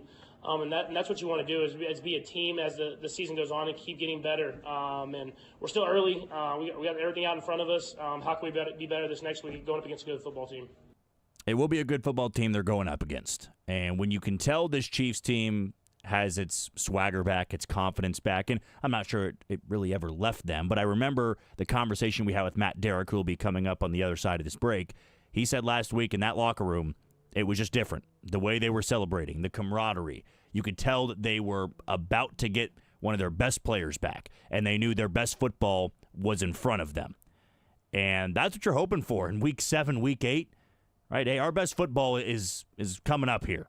Our best football wasn't in Week 1 and Week 2, when everybody was overreacting to the slow start for Kansas City at 0-2. I feel this team always had the expectation of once we get going, we're not going to be stopping. And an audio clip you're going to hear later on in the show, probably in our Magic of Mahomes segment, that cross-body throw, that cross-field throw to Xavier Worthy, that's another way you can look at this Chiefs team and say, oh, they're back to firing on all cylinders. When Mahomes starts making plays like that, they can be pretty much unstoppable. But here was Patrick Mahomes on that cross-field throw to Xavier Worthy. I saw the I was gonna throw to Xavier anyways, and then he got tackled, and so I started to run, and I saw the flag come in, and seeing him get tackled, and so then I just gave him a chance to make a play. And you've seen, Xavier, he might be skinny, I guess, and fast, but he makes contested catches. He's more than just a fast receiver that runs down the field. He can do everything. And so if you think about the AFC Championship game against the Bills, you throw the ball up there, man. He can go up there and make plays. And so give him a chance. He goes up there and makes a play happen. And that's the type of players we got. That's the first play I thought of. That contested catch against the Bills. It was a controversial call. A lot of people didn't believe it was one, but the fact that he was still fighting for it in a play like that, he's a skinny, fast receiver. And that was one of the concerns coming out of the draft is when he gets hit, is he going to be able to hang on to the football? Is he going to be able to get open if guys press him? I have just been so impressed every single week that he plays because he continues to get better. And now, how many games into his NFL career? You count the Super Bowl, he's going on 20-25. Missed a couple here to begin the year, but he's already got that trust from Patrick Mahomes. He might be tightly contested. He might be covered, but I'm going to throw him the ball here because he's shown time and time and again he's able to come down with those plays. Switching over to the offensive line here, Jalen Moore, I thought yet again, played some really good football. Mike Caliendo had to step in for Trey Smith. It's just a next man up mentality. Here was Patrick Mahomes and the performance of the offensive line today. Yeah, no, I think they heard all the talk too. Over the offseason, they heard all the talk and they took it upon themselves to get better. And so we added guys, and those guys have played well whenever they're in there. Josh, Jalen, but Mike's always gave us great snaps. Wanya's always gave us great snaps. So whenever their number gets called, they're ready to go. And they have a pride, and they're going to show everybody who they are, who they truly are. And you've seen it throughout the season. Everybody's going to look at the stats and the receivers and me with my stats, but it all starts up front. And I truly believe that when they play like that, we can go out there and score on anybody. When they play like that, when the offense plays like that, you can get creative. You can have some fun with it. And that's, again, we talked about the Worthy connection. We talked about this team getting its swagger back. Sometimes when they are playing at their peak, when they have reached their ceiling in a game and the offense is unstoppable, they get a little bit creative, and sometimes it does come back to bite them. Today, I guess you could say it bit them, but when you win 31-0, did it really bite you that badly? Did it really burn you that badly? There was a play, though, where Patrick Mahomes was lined up as a running back, and so was Gardner Minshew, and Rashee Rice was back there, and I want to say Kareem Hunt. It was some trickery. We can call it that. And it would have been a wide-open touchdown. Tony Romo said it on the broadcast as well. But it was called back because there was a false start right before it. But here was Patrick Mahomes on that wild play call inside the 5-yard line. And maybe if that was something they've been working on for quite some time. Man, dude. We talked about through the week if I should do the cadence or if he should do the cadence. And we decided I should. Obviously, we should have let him do it. Because it was going to be a walk-in touchdown, and I wanted to get Gardner a touchdown, man, especially against those guys. Sucks that we didn't get to make it happen, but creativity by the coaches of putting us in that situation where I'm kind of the distraction and we're giving the ball kind of underneath. I think it would have been. I watched it on film, but it looked like it was going to be a walk-in. So we'll be better with the cadence on the next time we do it. Yeah, no doubt it would have been a walk-in. I mean. It was an easy toss to Rashee Rice. He would have had the first 2 touchdowns of the game. Gardner Minshew would have had a passing touchdown because it was a forward pass. And I loved hearing Patrick Mahomes say we wanted to get that for Gardner because of who they were playing. I'm sure Gardner Minshew was giddy on the sideline enjoying this win, and Geno Smith is just getting buried into the grass over and over again. They have less than 100 yards of offense, and Gardner Minshew still is a backup, but to be a backup to Patrick Mahomes has to be a pretty good gig. Last 2 here, Patrick Mahomes did, in general, just talk about getting back on the field with Rashee Rice. No, I have a good sense for Rashee, man. It's just like ever since he's played, I got a good sense of his. I don't know if it's a body language thing or what it is. There was a couple here and there you saw where we were a little off. That stuff that we've worked through because just that time we didn't get throughout the season. But when it comes to the way he moves and the way he runs routes, I have a good feel for when he wants the football and where I need to throw it to. And so he's been working, even though it's not in there in the building. He kept himself in shape, and you saw that out there today. We certainly did see it out there today. That was a crisp performance from Rashee Rice. He gets 2 touchdowns. He's targeted 10 times, more than anybody else in the Chiefs receiving game. That was great. That was great to see the offense look the way it did. It's been fantastic to see the offense look the way they have over the last 4 games, averaging north of 30 points a game. Lastly, Patrick Mahomes had the chance to talk about building up the roles for receivers over the last few years. You've had Tyquan Thornton, you've had Hollywood Brown. Guys need to step up when other guys are out, and here was Patrick Mahomes on that. Yeah, no, it's these last few years has kind of built up for us. If it's Xavier, if it's Rashee, those guys have had to take bigger roles than young receivers have in our offenses with injuries and stuff like that. And so you get those valuable reps in these high leverage moments and playoffs and stuff like that. And so whenever they come back, man, you just have a good feel for them and how they run routes and their indicators of their routes. And so that's stuff that I have with Trav and I've had with other receivers before, but I have a good feel for those guys and what they're doing. He certainly does. It doesn't matter what role you have going into that game. Be prepared to get the ball. Juju Smith-Schuster is the 4th or 5th receiver on this team, and he might have a game where he goes for 80 to 90 yards. A couple of big plays for him, big play for Tyquan Thornton. Those guys are comfortable in spots like that because with Rashee Rice out, with Xavier Worthy out over the last 2 years, games they've missed, other guys have had to step up, and they've done a damn good job in doing so. That was Patrick Mahomes. We hear from him right after Andy Reid every single week. Let's take a break. When we come back, we're going to get to our guy, Matt Derrick of ChiefsDigest.com. He's on the other side of the break on Sports Radio 810 WHB.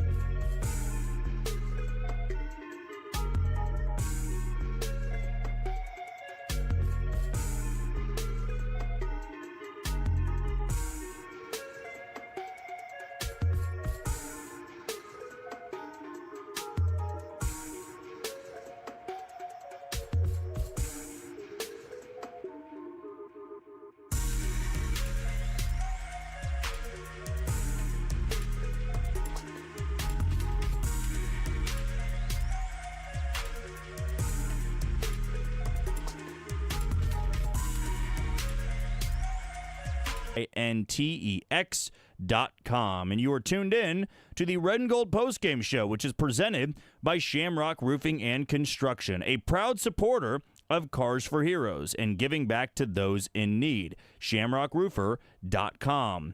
Also presented by Bodabox Wine. Kick your tailgate party up a notch this football season with Bodabox, the ultimate tailgate wine.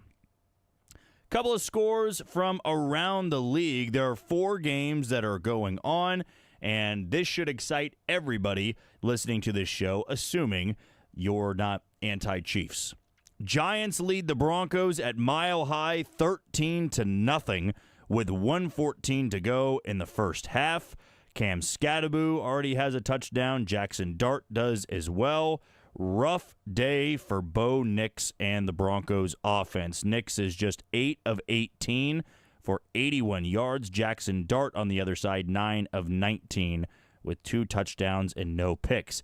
Out in L.A., the one-loss Colts, led by Daniel Jones, the 5-1 Colts, lead the Chargers 20-3. Justin Herbert and the Chargers struggling after that 2-0 start, and now maybe we got to take these Colts for real. Daniel Jones, 14 of 22, 164 yards, 2 touchdowns, also has 2 carries for 10 yards in this one. He has revived his career in Indianapolis. Cowboys up 17-8 on the Commanders. Cardinals up 6-3 on the Packers. We are going to jump on the phone lines and hear from Matt Derrick of ChiefsDigest.com. Chiefs a winner 31-0 over the Las Vegas Raiders. Matt, when was the last time you could remember a game that dominant on both sides of the ball from the Kansas City Chiefs? I mean, I'm not sure I've covered one. I mean, I think you'd have to go back to I mean, I can't even see like the Bears game a couple of years ago when they just absolutely pummeled anybody. I mean, Andy Reid's never shut out anybody, so even that kind of leaves a hole open here. It's been a while. It's been a long time since you've had just one of these games where the Chiefs they didn't boat race anybody. That wasn't what they did to the Raiders. They just absolutely dismantled them one play at a time, and that's the really remarkable thing to me. I mean, when you have 3 drives in the first half, you only have 3 possessions, mostly because you held on to the ball so long and dominate the time of possession and just move the ball so methodically. I mean, that's unusual. Most teams can put together one of those drives, but to put together 3 of them in the first half where you just absolutely dictate terms to a defense, that just doesn't happen very often. Well, Matt, I remember so many times last year when we do this same interview, we go, well, they are winning these games, right? It's what matters in the NFL. You stack victories. At the end of the day, it's not going to matter. And they did that 15 times and technically 17 if you want to include the postseason. But there just is that different element to beating teams and blowing out teams, right? And of these 4 victories they've had this year, Matt, they're all by double digits. They beat the Giants 22-9, though I could hear you out if you said that wasn't a blowout. They didn't really pull away till the fourth quarter, but they blew out the Ravens. They comfortably beat the Lions, and they dominated the Raiders today. Do you have that same belief of it, yeah, it is important to win in this league, and no matter how you get it, you take them, but it does make you feel differently when you just bludgeon somebody for all 4 quarters? Yeah, I mean, it does, and it's just, once again, it kind of goes back to when have the Chiefs had an offense and a defense that was this good at the same time? I mean, you couldn't even really say that in 2019 for sure. I mean, Steve Spagnuolo's defense wasn't quite there yet, although it had a great run there at the end. But they didn't have games like this where they just absolutely dismantled teams both ways.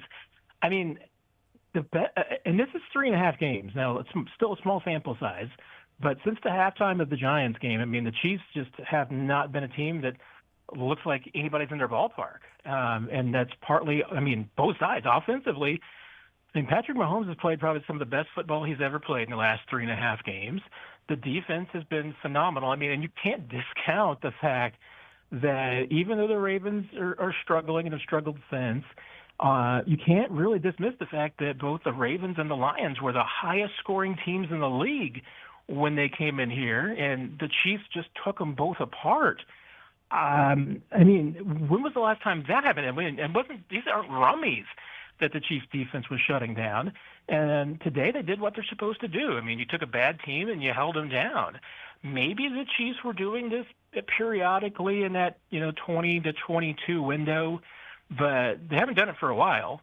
And I have to go back, Jack, and look and see if I can really find maybe a series of 3 wins or is as impressive as these last 3 have been as far as 2 really good offenses that you put down, and then regardless of the opponent, just pounding somebody 31-0. I mean, we know that Andy Reid's never had a shutout. Steve Spagnuolo hasn't had a shutout in Kansas City.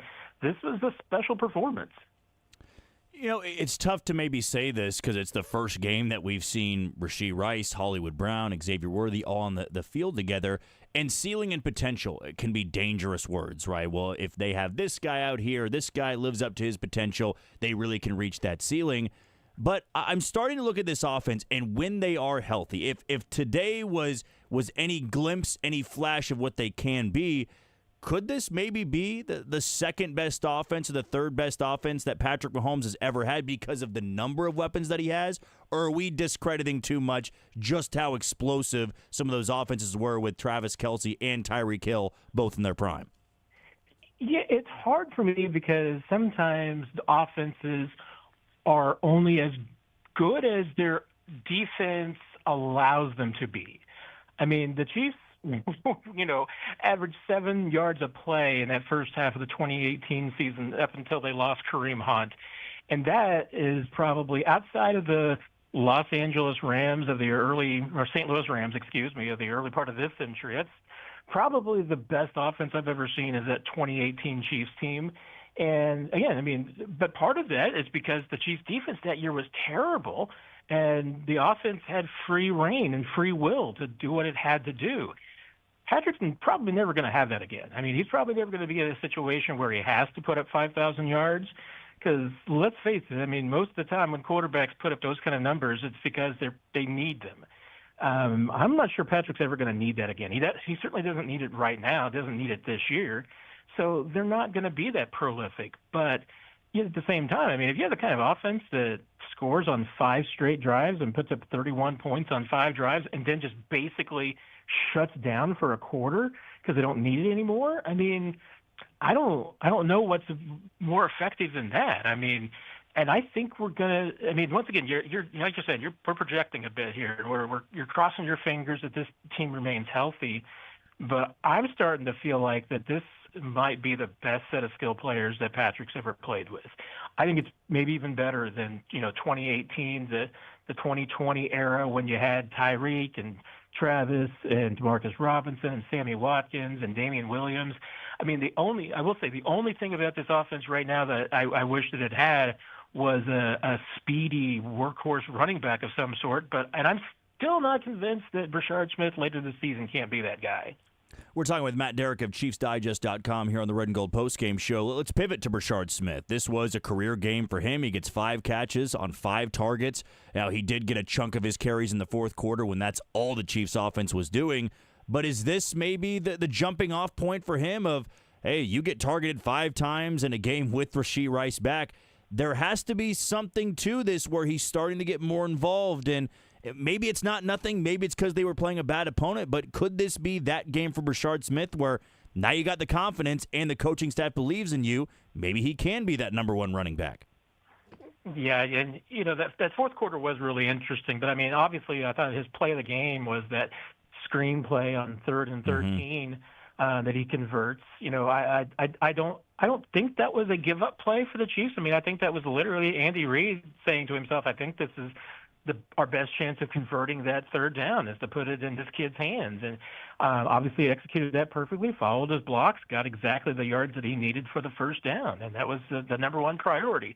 And sometimes young guys like that, I mean, their priority is trying to get into the end zone. And maybe he gets it short because he's not thinking with the full vision. But there, I think you saw, he made sure he got the yards that he needed. And if it meant that he got 13 yards and didn't get to the end zone, that's fine. But you can see where that speed is eventually going to get him to break one of these plays. And, he had 10 touches there on 2 drives in the fourth quarter.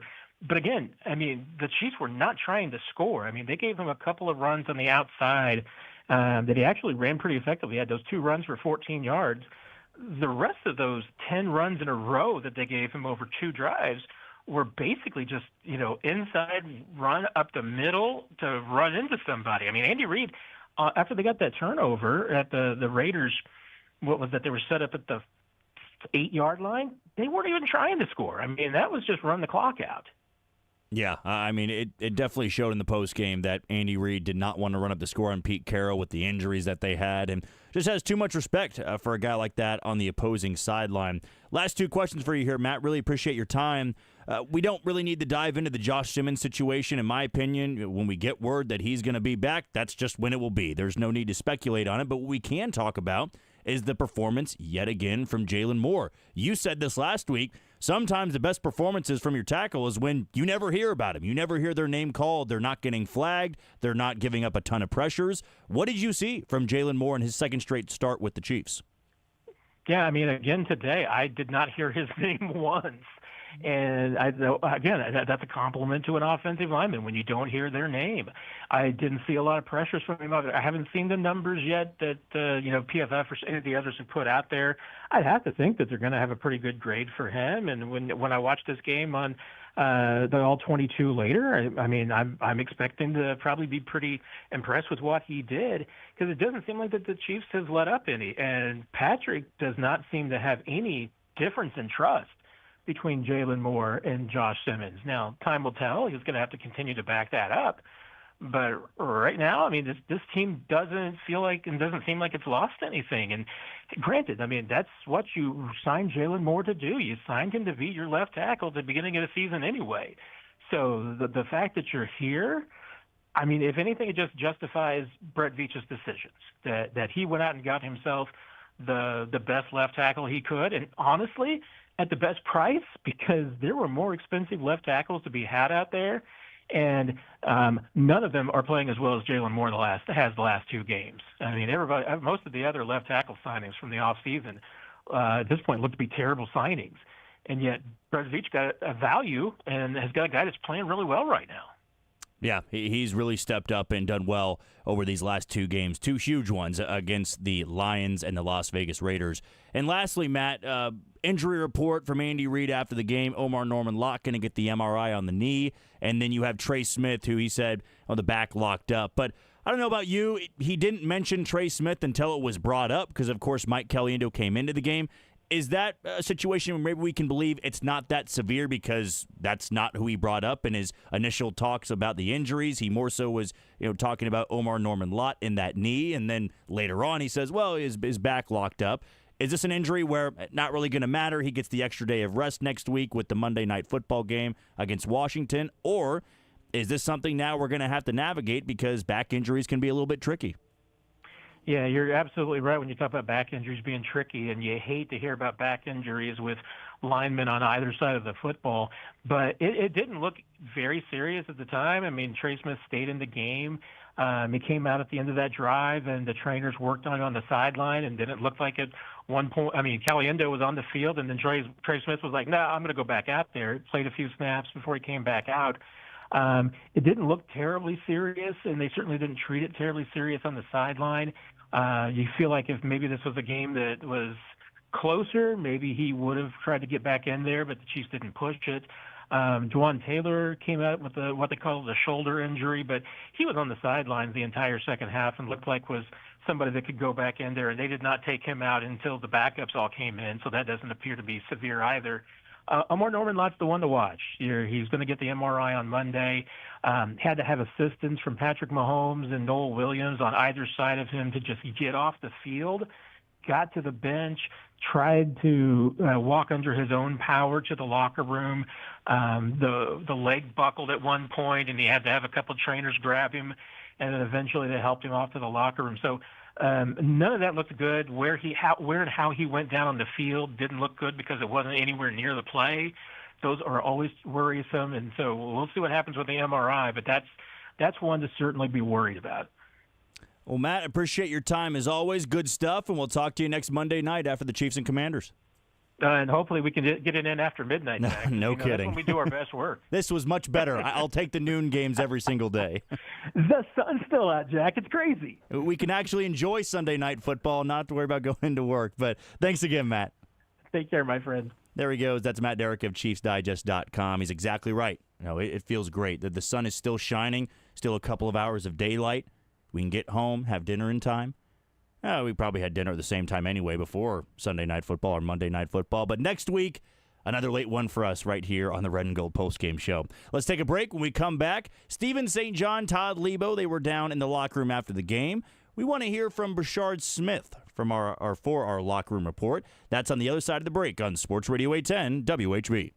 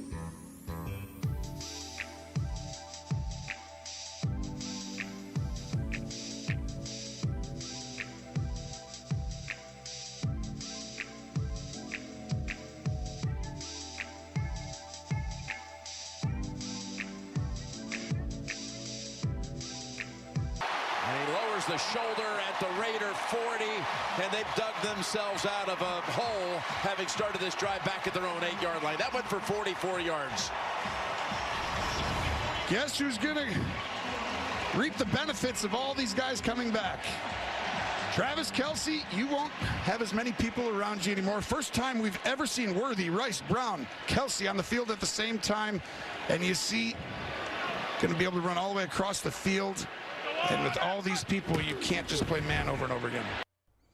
And that was the sweet play of the game, which is brought to you by Andy's Frozen Custard. Stop by Andy's Frozen Custard, grab an 87 concrete, and help Travis Kelce's 87 and running foundation with every purchase. Do good while eating deliciousness. Andy's, top your day with a smile. And you are tuned in to the Red and Gold Postgame Show, which is presented by Boda Wine. Kick your tailgate party up a notch this football season with Boda, the ultimate tailgate wine. We're also presented by Shamrock Roofing and Construction, a proud supporter of Cars for Heroes and giving back to those in need. ShamrockRoofer.com.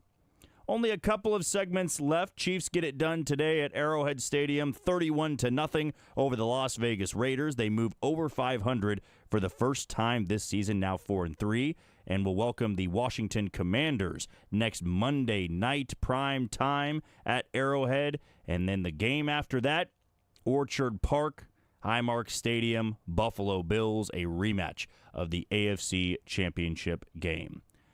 Let's get to our locker room report. Brashard Smith had a career game. If you started him in fantasy, I tip my cap to you. I'm more so saying that because I did.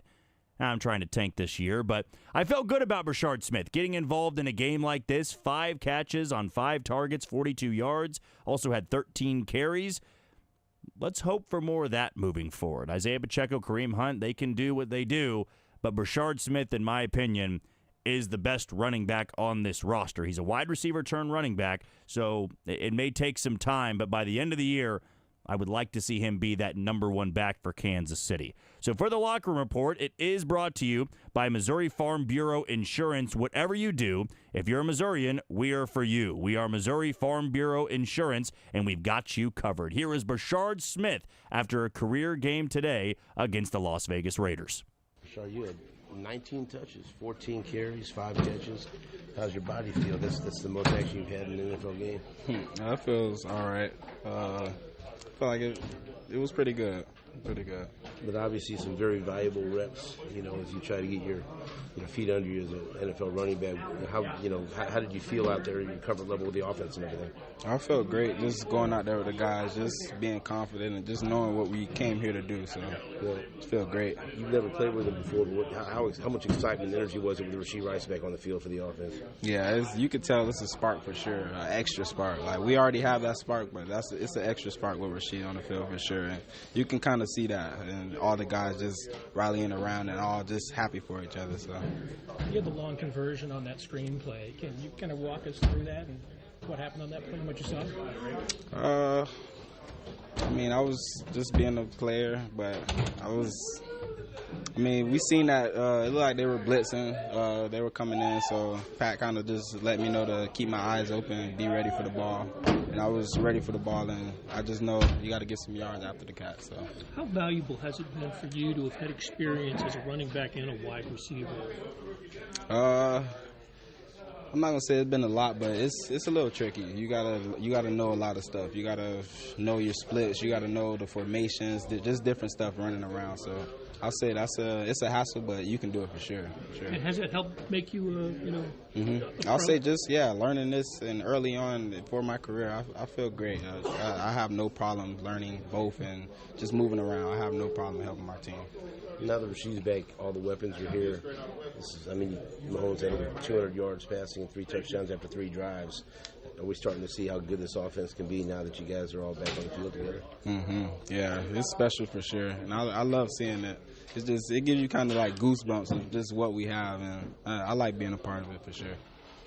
Yeah, I think 81 total yards on the night. Have you already gotten a lot of text and calls on the phone yet?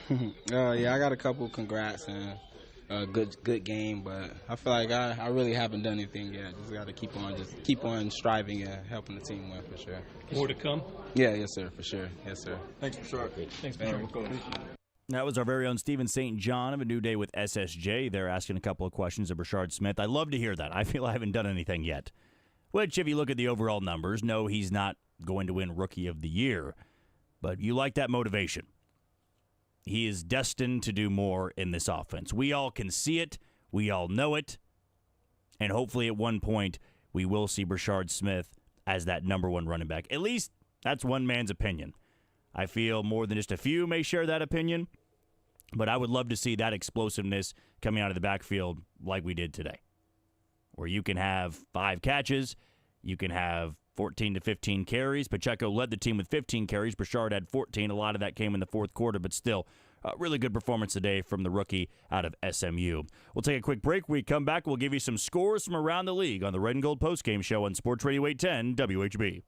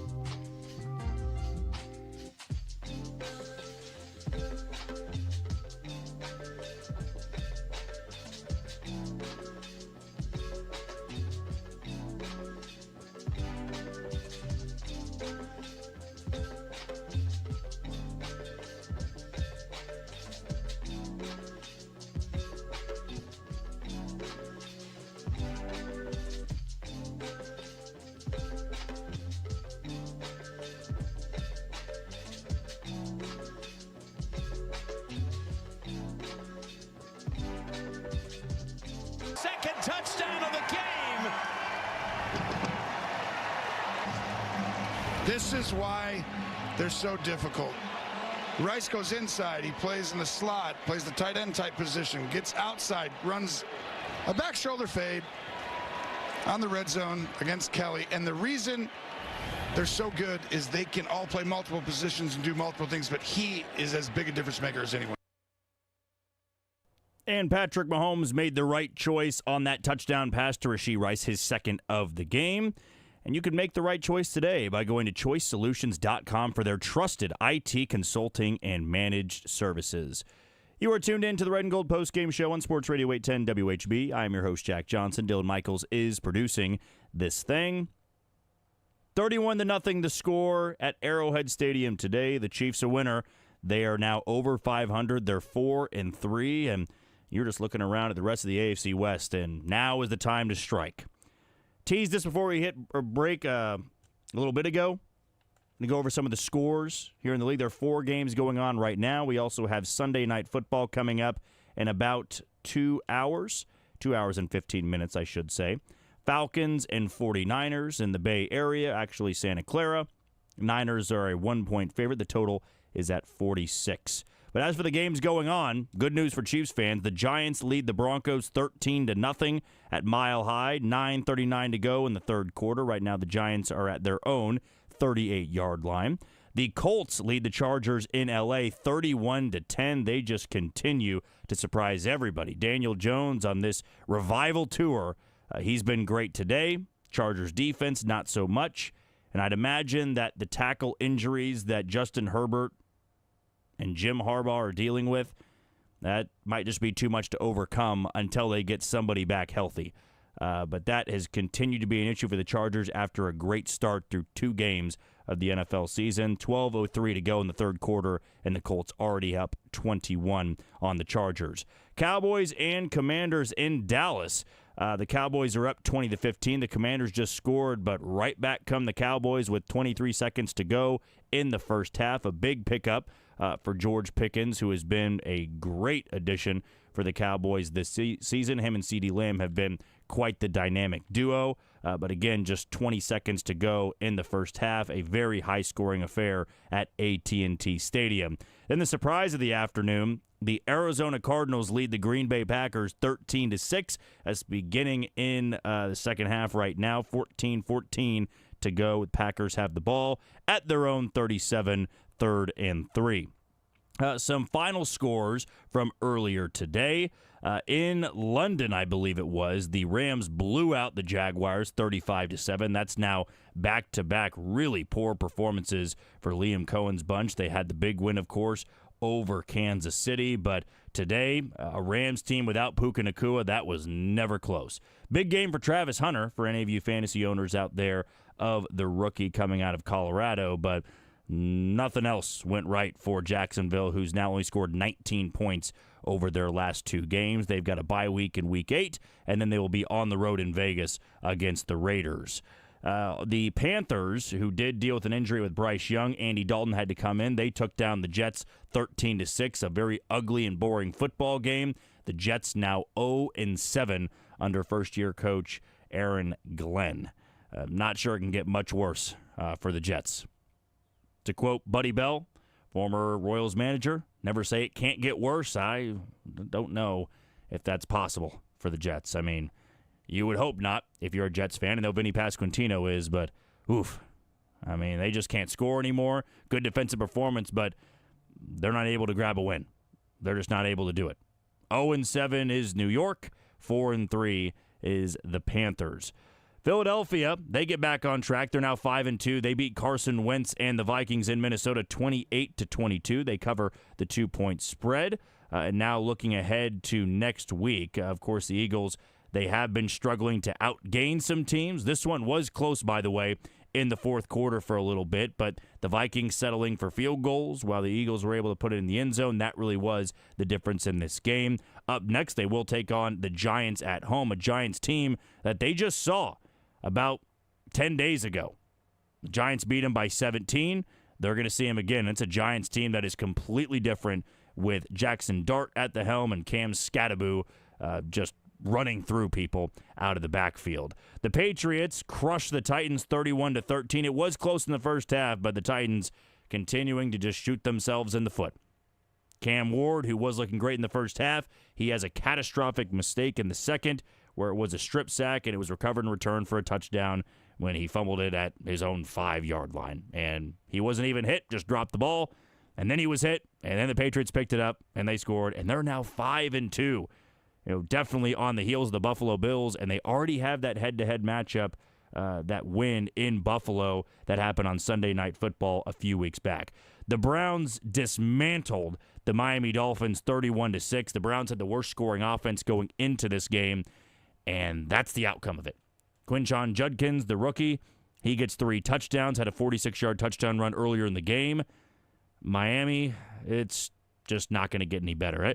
I know the Jets right now are the worst team in football, and the fact that these two teams are in the same division, it is just ugly to watch. The Patriots and Bills are running away with it, but the Dolphins and Jets, man, that's some bad football. Mike McDaniel, I don't know how much longer he's going to be the coach, and he's likely going to have to start looking for some OC jobs because that's how he got his head coaching spot in the first place in Miami, for being a great play caller.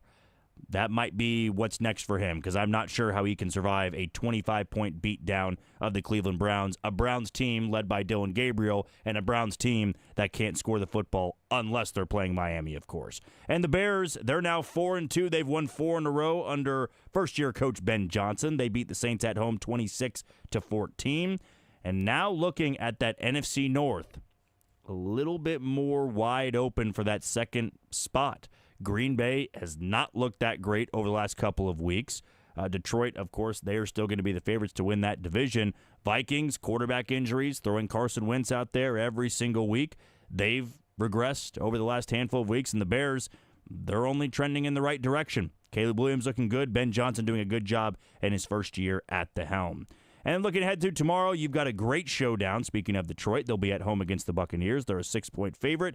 Kickoff will be at 6 p.m. And then you've got the Texans and the Seahawks, a very underrated Seahawks team, a dark horse team, in my opinion, to represent the NFC in the Super Bowl. Let's not get ahead of ourselves, though. That's why I'm calling them a dark horse. They will be at home, though, against a 2-3 Houston team. The Seahawks are a 3-point favorite.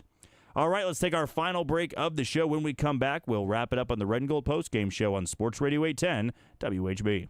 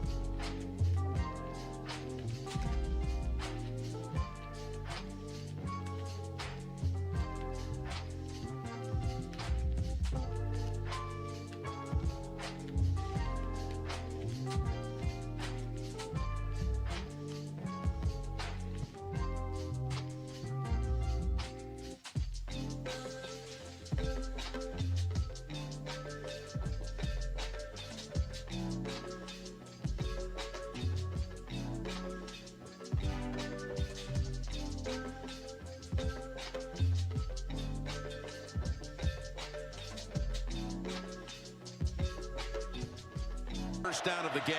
Smith. Chris Jones. Jones has got him at the 31. This is all Chris Jones. Watch this. He's just going to walk him right into Geno's lap. Get back there. All right, goodbye. Jackson Powers Johnson didn't have enough power for Jones there. Chris Jones has been dominating this game, by the way, Jim. His second sack of the season. That was impressive what he did right there to the right guard of the Raiders.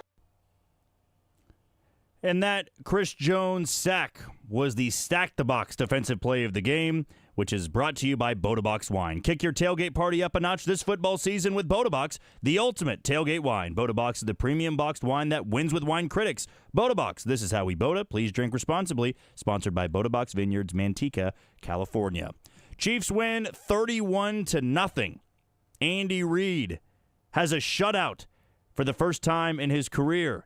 Steve Spagnuolo has a shutout for the first time as DC of the Kansas City Chiefs. They crush a division rival. They are over 500. Rashee Rice is back. This offense over the last 4 games is averaging north of 30 points a game. All 4 wins this season have been comfortable wins. And now they get an extra day of rest. They will take on the Washington Commanders, who trail the Cowboys at halftime right now by 12, have given up nearly 30 in the first half. It's a damn good Cowboys offense, but they're going to see a damn good Chiefs offense coming up here pretty quickly. We'll talk to you next week. Monday Night Football, Chiefs and Commanders. Until then, take it easy, Kansas City.